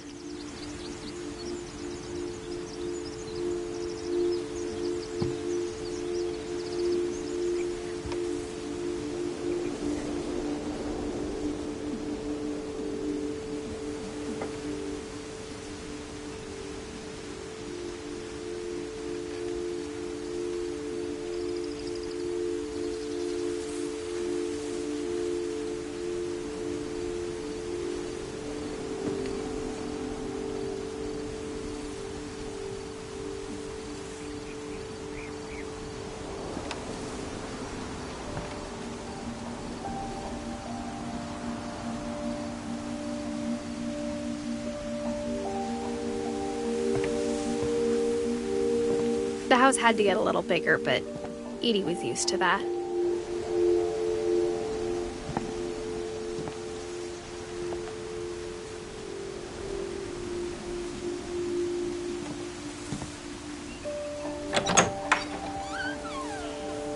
And for a while, things were good.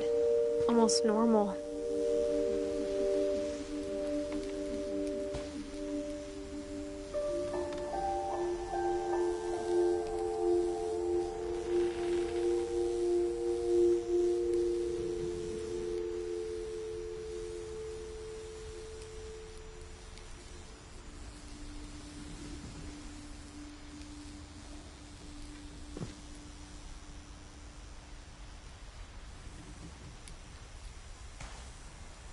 but it didn't last.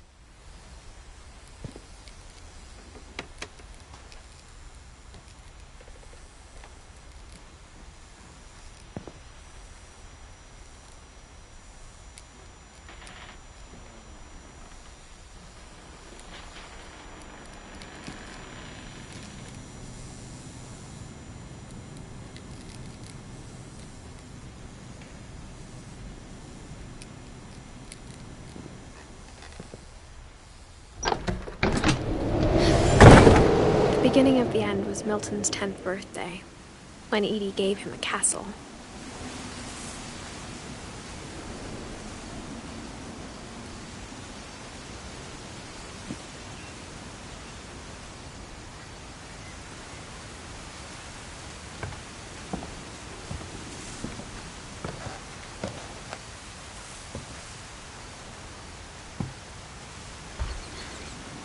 After Milton disappeared, the only thing he left behind was a room full of paintings.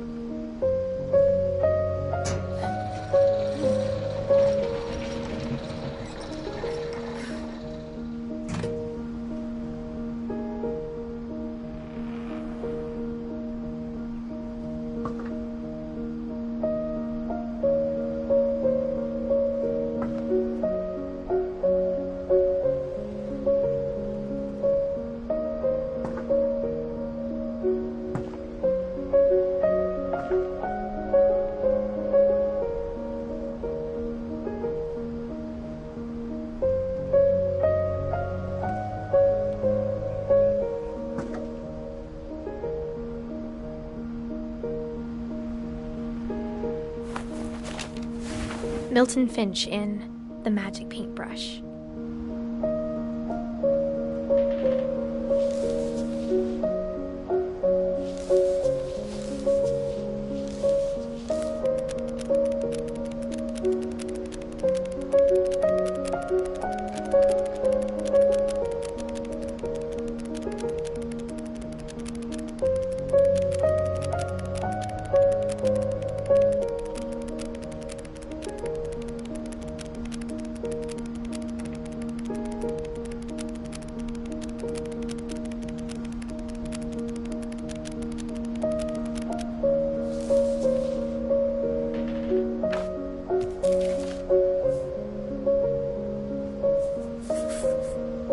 I was 4 when Milton disappeared.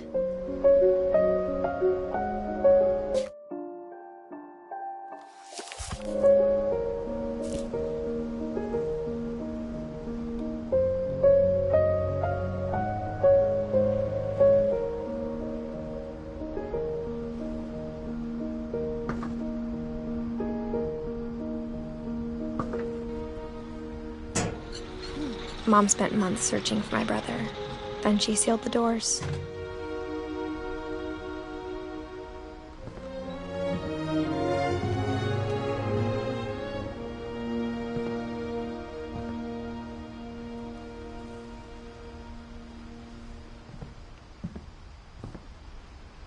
Whatever Milton had found in the house, Mom didn't want it getting out.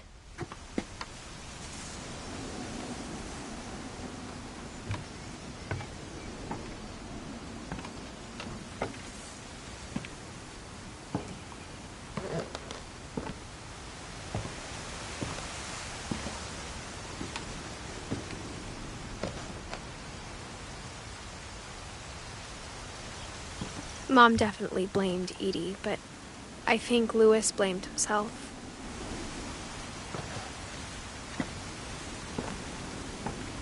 After he graduated, he just spent more and more time in his room, until Mom got him a job at the cannery.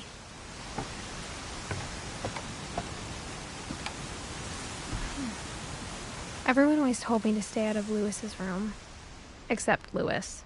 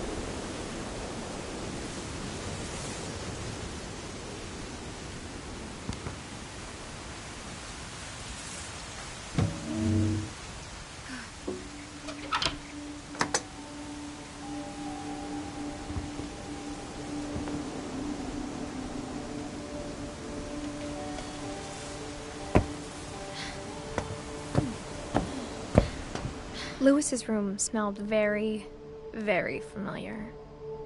That part of him lived on.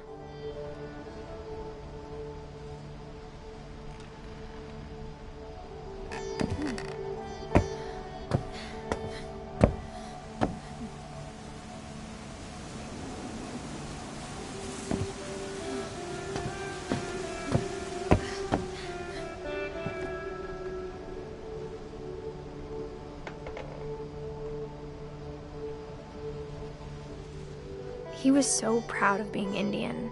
I think for him, it was a way to be something other than just a Finch.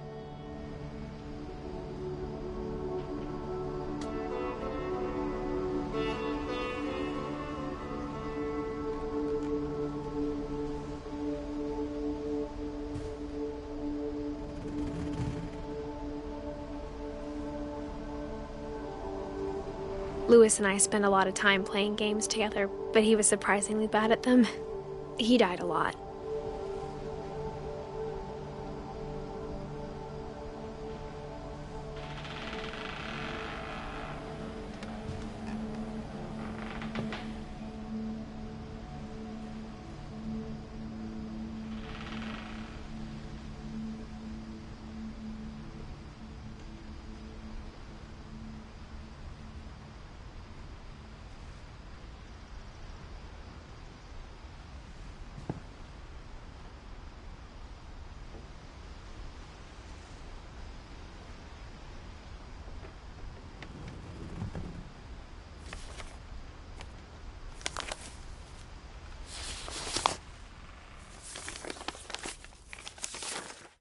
Dear Mrs. Finch, as Louis's psychiatrist, I can understand your desire for an explanation. As I see it, the trouble began in January, shortly after we convinced your son to seek treatment for substance abuse. Newly sober, I believe Louis first noticed the monotony of his daily life.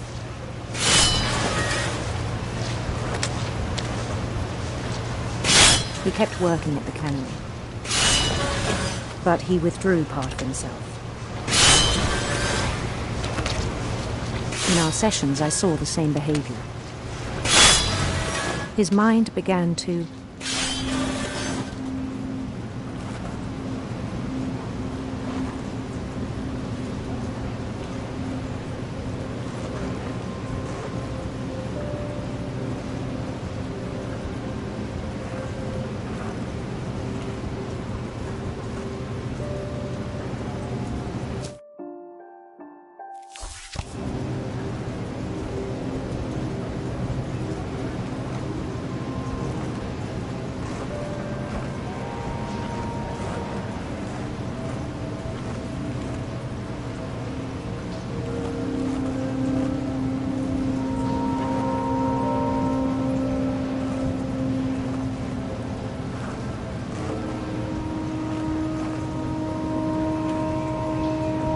wonder.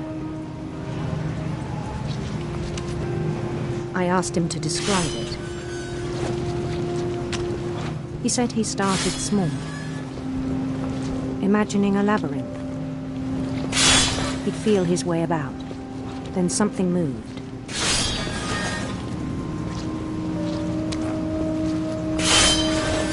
Bats. And toads.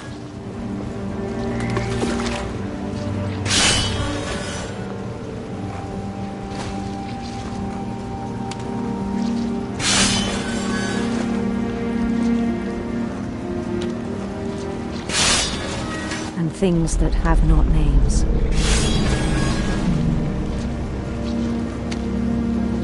He knew it was all in his head.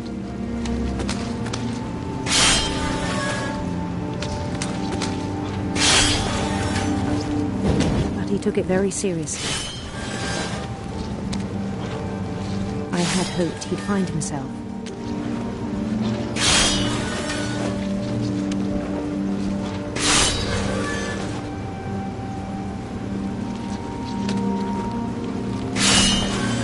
But he found something more. I worried about him then. Daydreaming at the cannery. I spoke with his boss. But he said Lewis had become a model employee. Methodical, tireless, focused. Like a whole new Lewis. So I let him go on.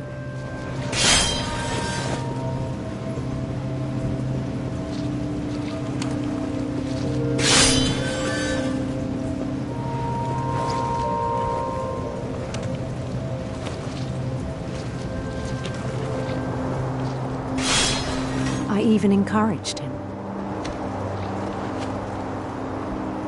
It seemed very promising at first. He told me he'd made a new friend.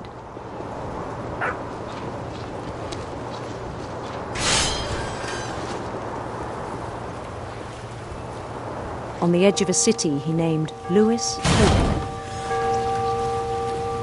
He built the city up slowly, brick by brick. Then he made musicians.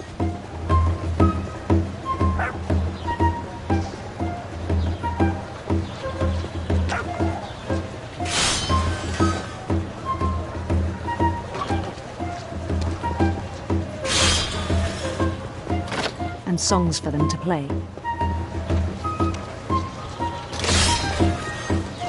He talked about starting a band. And he was always humming something. Every day his imagination grew stronger.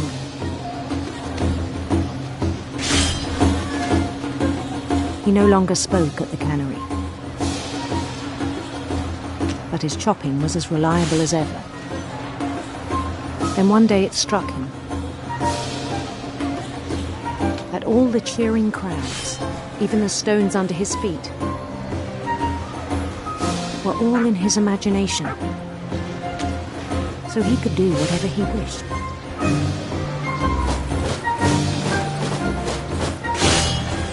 He held an election for mayor. And he won. They begged him to stay, but his mind was already wandering.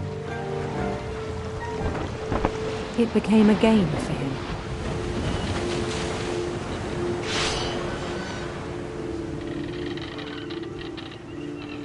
He'd conquer a city, then immediately push on. New Louisville.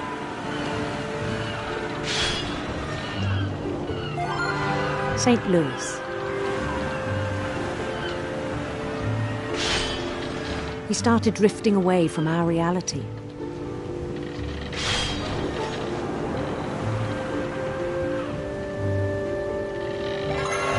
Minneapolis, until one day he forgot to go home from the cannery. Even as his mother pleaded with him, heart of Lewis kept sailing on.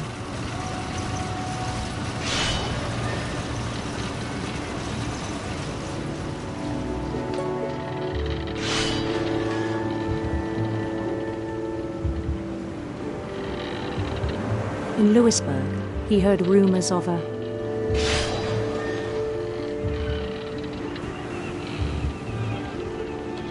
handsome queen.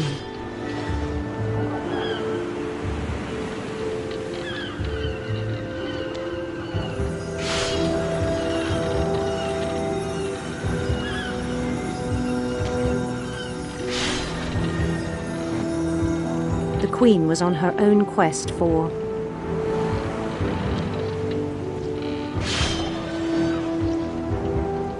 radiant rainbows.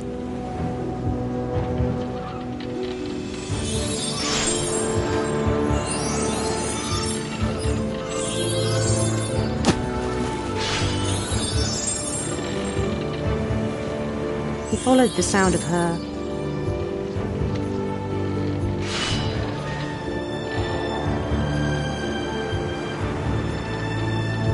electric sitar.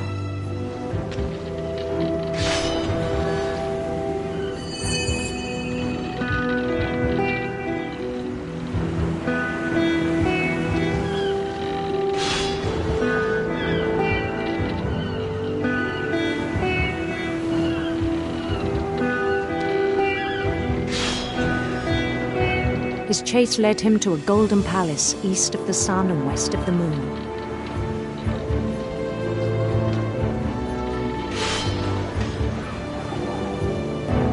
Even then, his logic remained sound.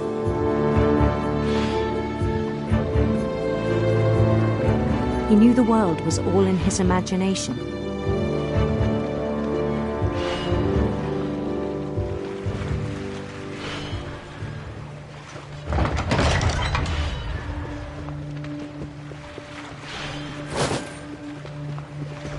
But he was so proud of having created it.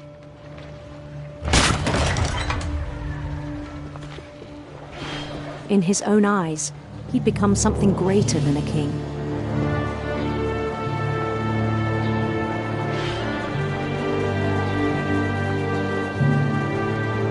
For someone who'd never known success in the real world, I think it was overwhelming. And then it struck him that the real Lewis was not the one chopping salmon, but the one climbing the steps of a golden palace.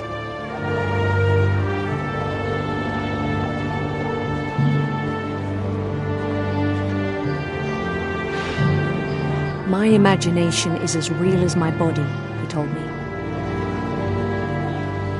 It was hard to argue with him.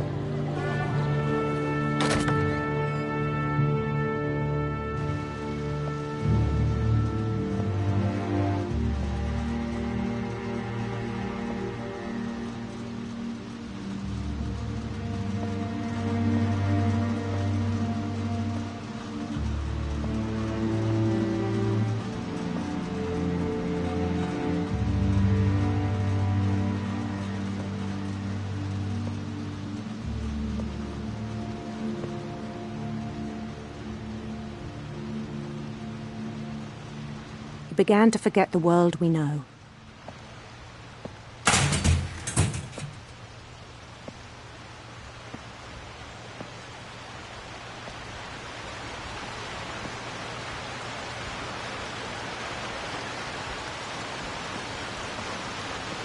I think it pained him to remember Lewis, the cannery worker.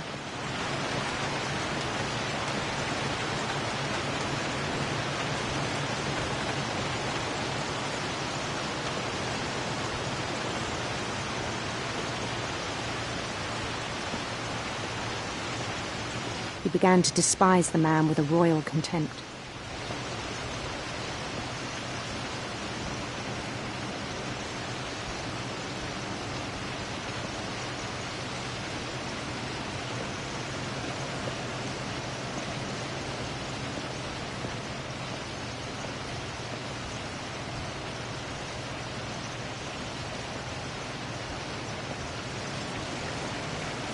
I still thought I could save him.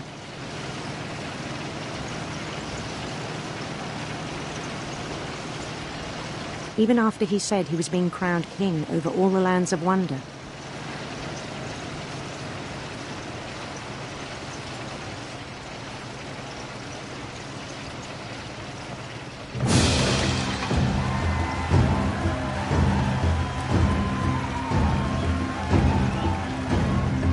The palace would be packed with his companions.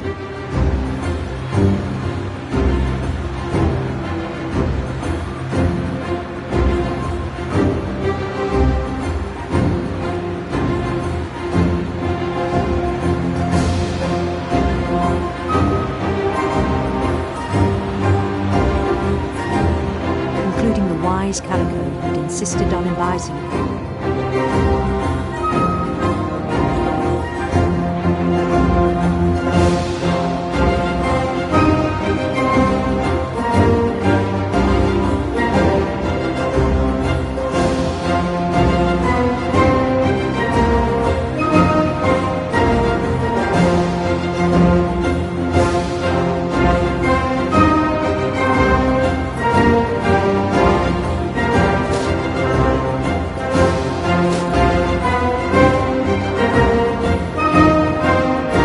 His queen waited, holding his crown.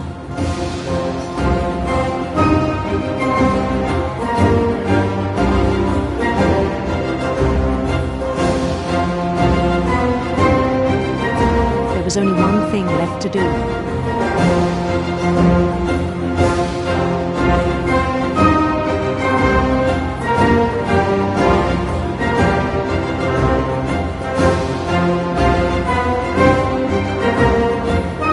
Bend down his head.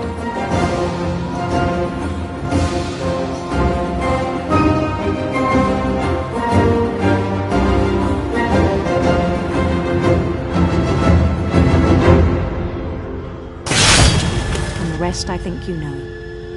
Mrs. Finch, your son was a kind man who will be missed by all of us who knew him.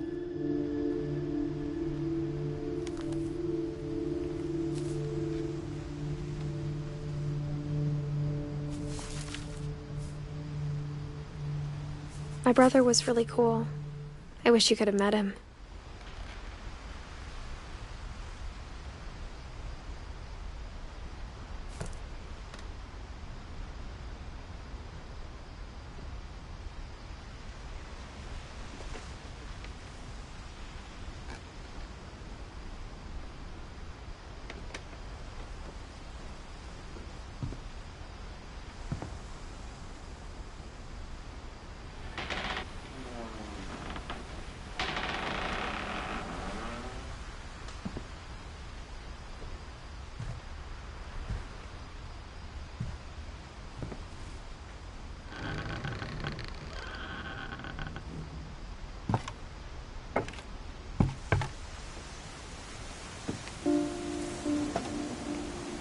On the way back from Lewis's funeral, my mom told me to start packing. She waited until the day before we left to tell Edie.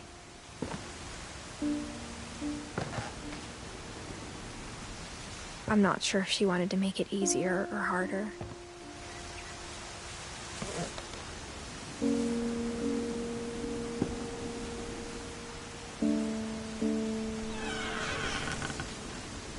I wish we'd stayed.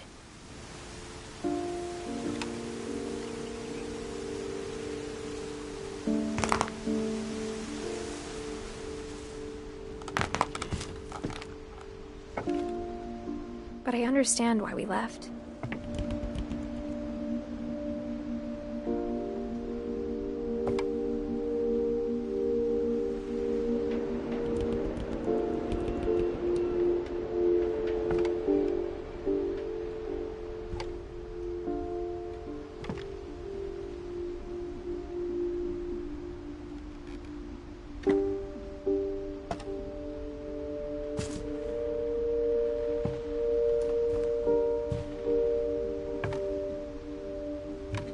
My mom ended up leaving everything behind.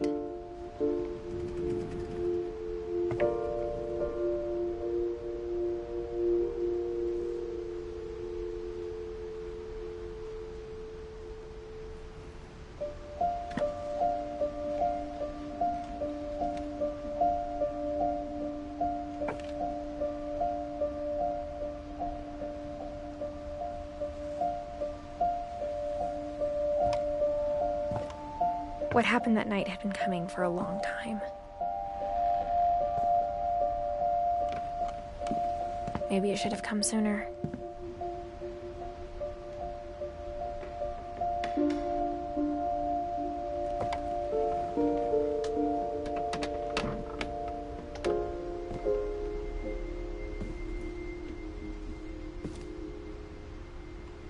But it had to end one way or another. All that's left now is to tell you about that last night.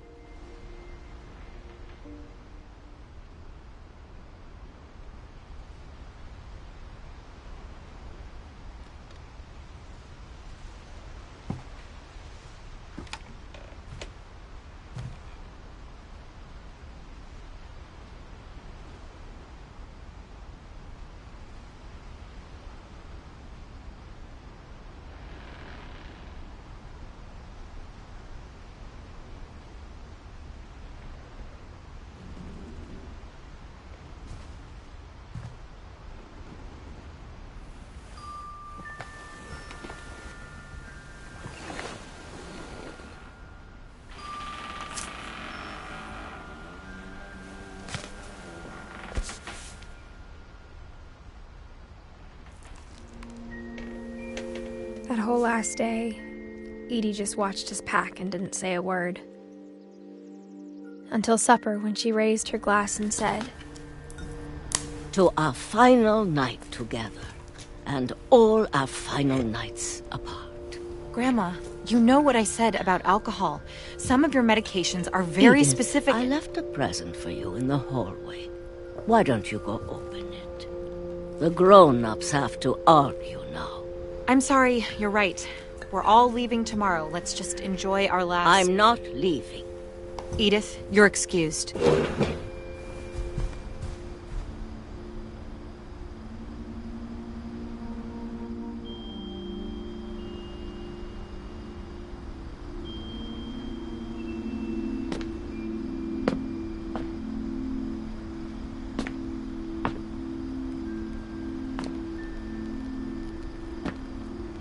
The power had been shut off that morning, but Edie always had plenty of candles.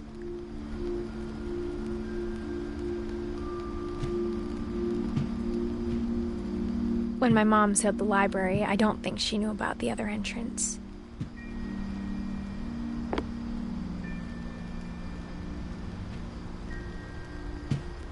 Or that Edie had a key to it.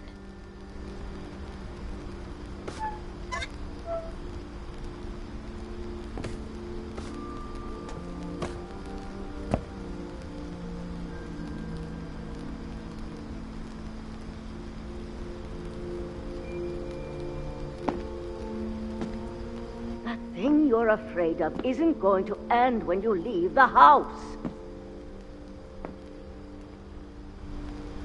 Edith has a right to know these stories. My children are dead because of your stories. I think it's best if Edith and I leave tonight.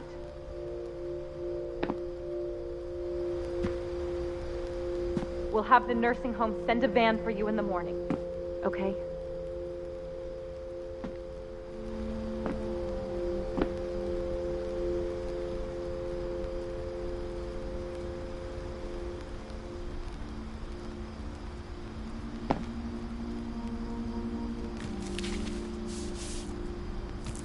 Dear Edith, there's so many stories I wish I could tell you, but there's only time for one. This is about what happened on the night you were born. That night, the tide went way, way out.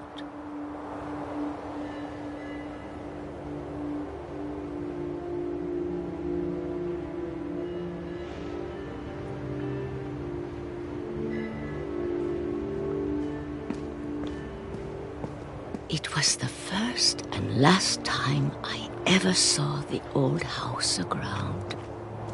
There'd been an earthquake out in the middle of the ocean. They called it the lowest tide in 1,000 years. God, it smelled awful.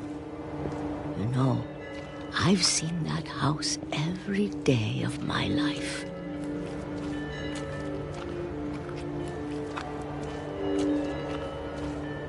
But I never thought I'd go back to it.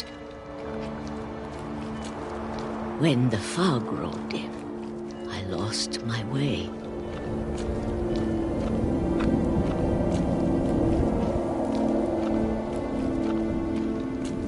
I got turned around.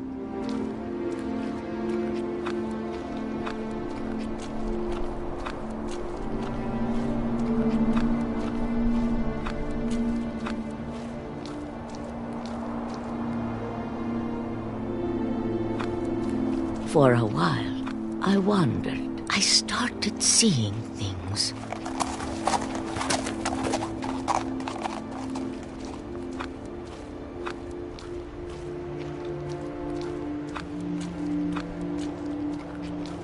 Things I'd forgotten had ever existed.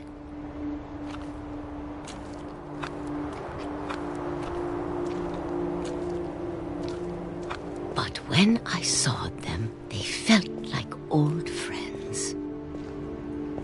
That night, a lot of things came back to me.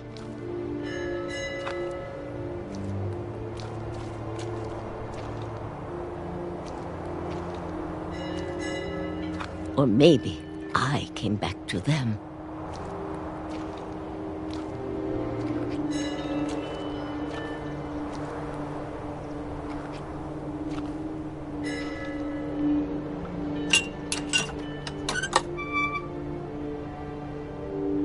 Things I can't explain, but that I need you to try and... Edith, what are you doing in here? It's mine. Edith! Mom, you're gonna rip it! Let go! I kicked and screamed, but Mom dragged me to the car.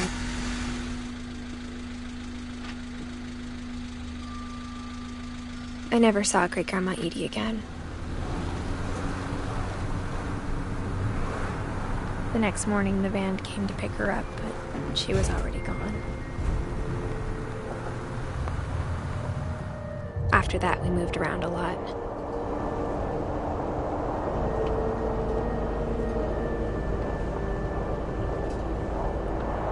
We both tried to make the best of it.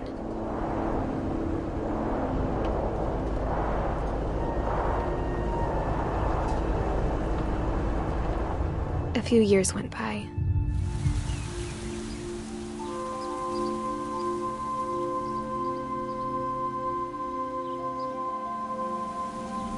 My mom didn't like to talk about it,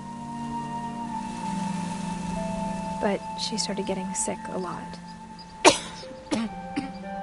The rest happened pretty quickly. She got better for a while, and then she didn't.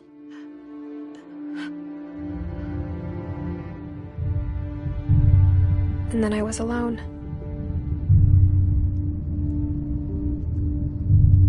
The last Finch left alive.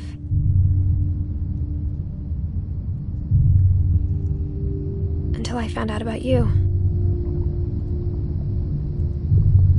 I'm still not sure what to tell you about all this. If we lived forever, maybe we'd have time to understand things. But as it is, I think the best we can do is try to open our eyes. And appreciate how strange and brief all of this is. This journal was supposed to be for you. But now I hope you'll never see it. I just want to meet you and tell you all these stories myself. But I guess if you're reading this now, things didn't work out that way.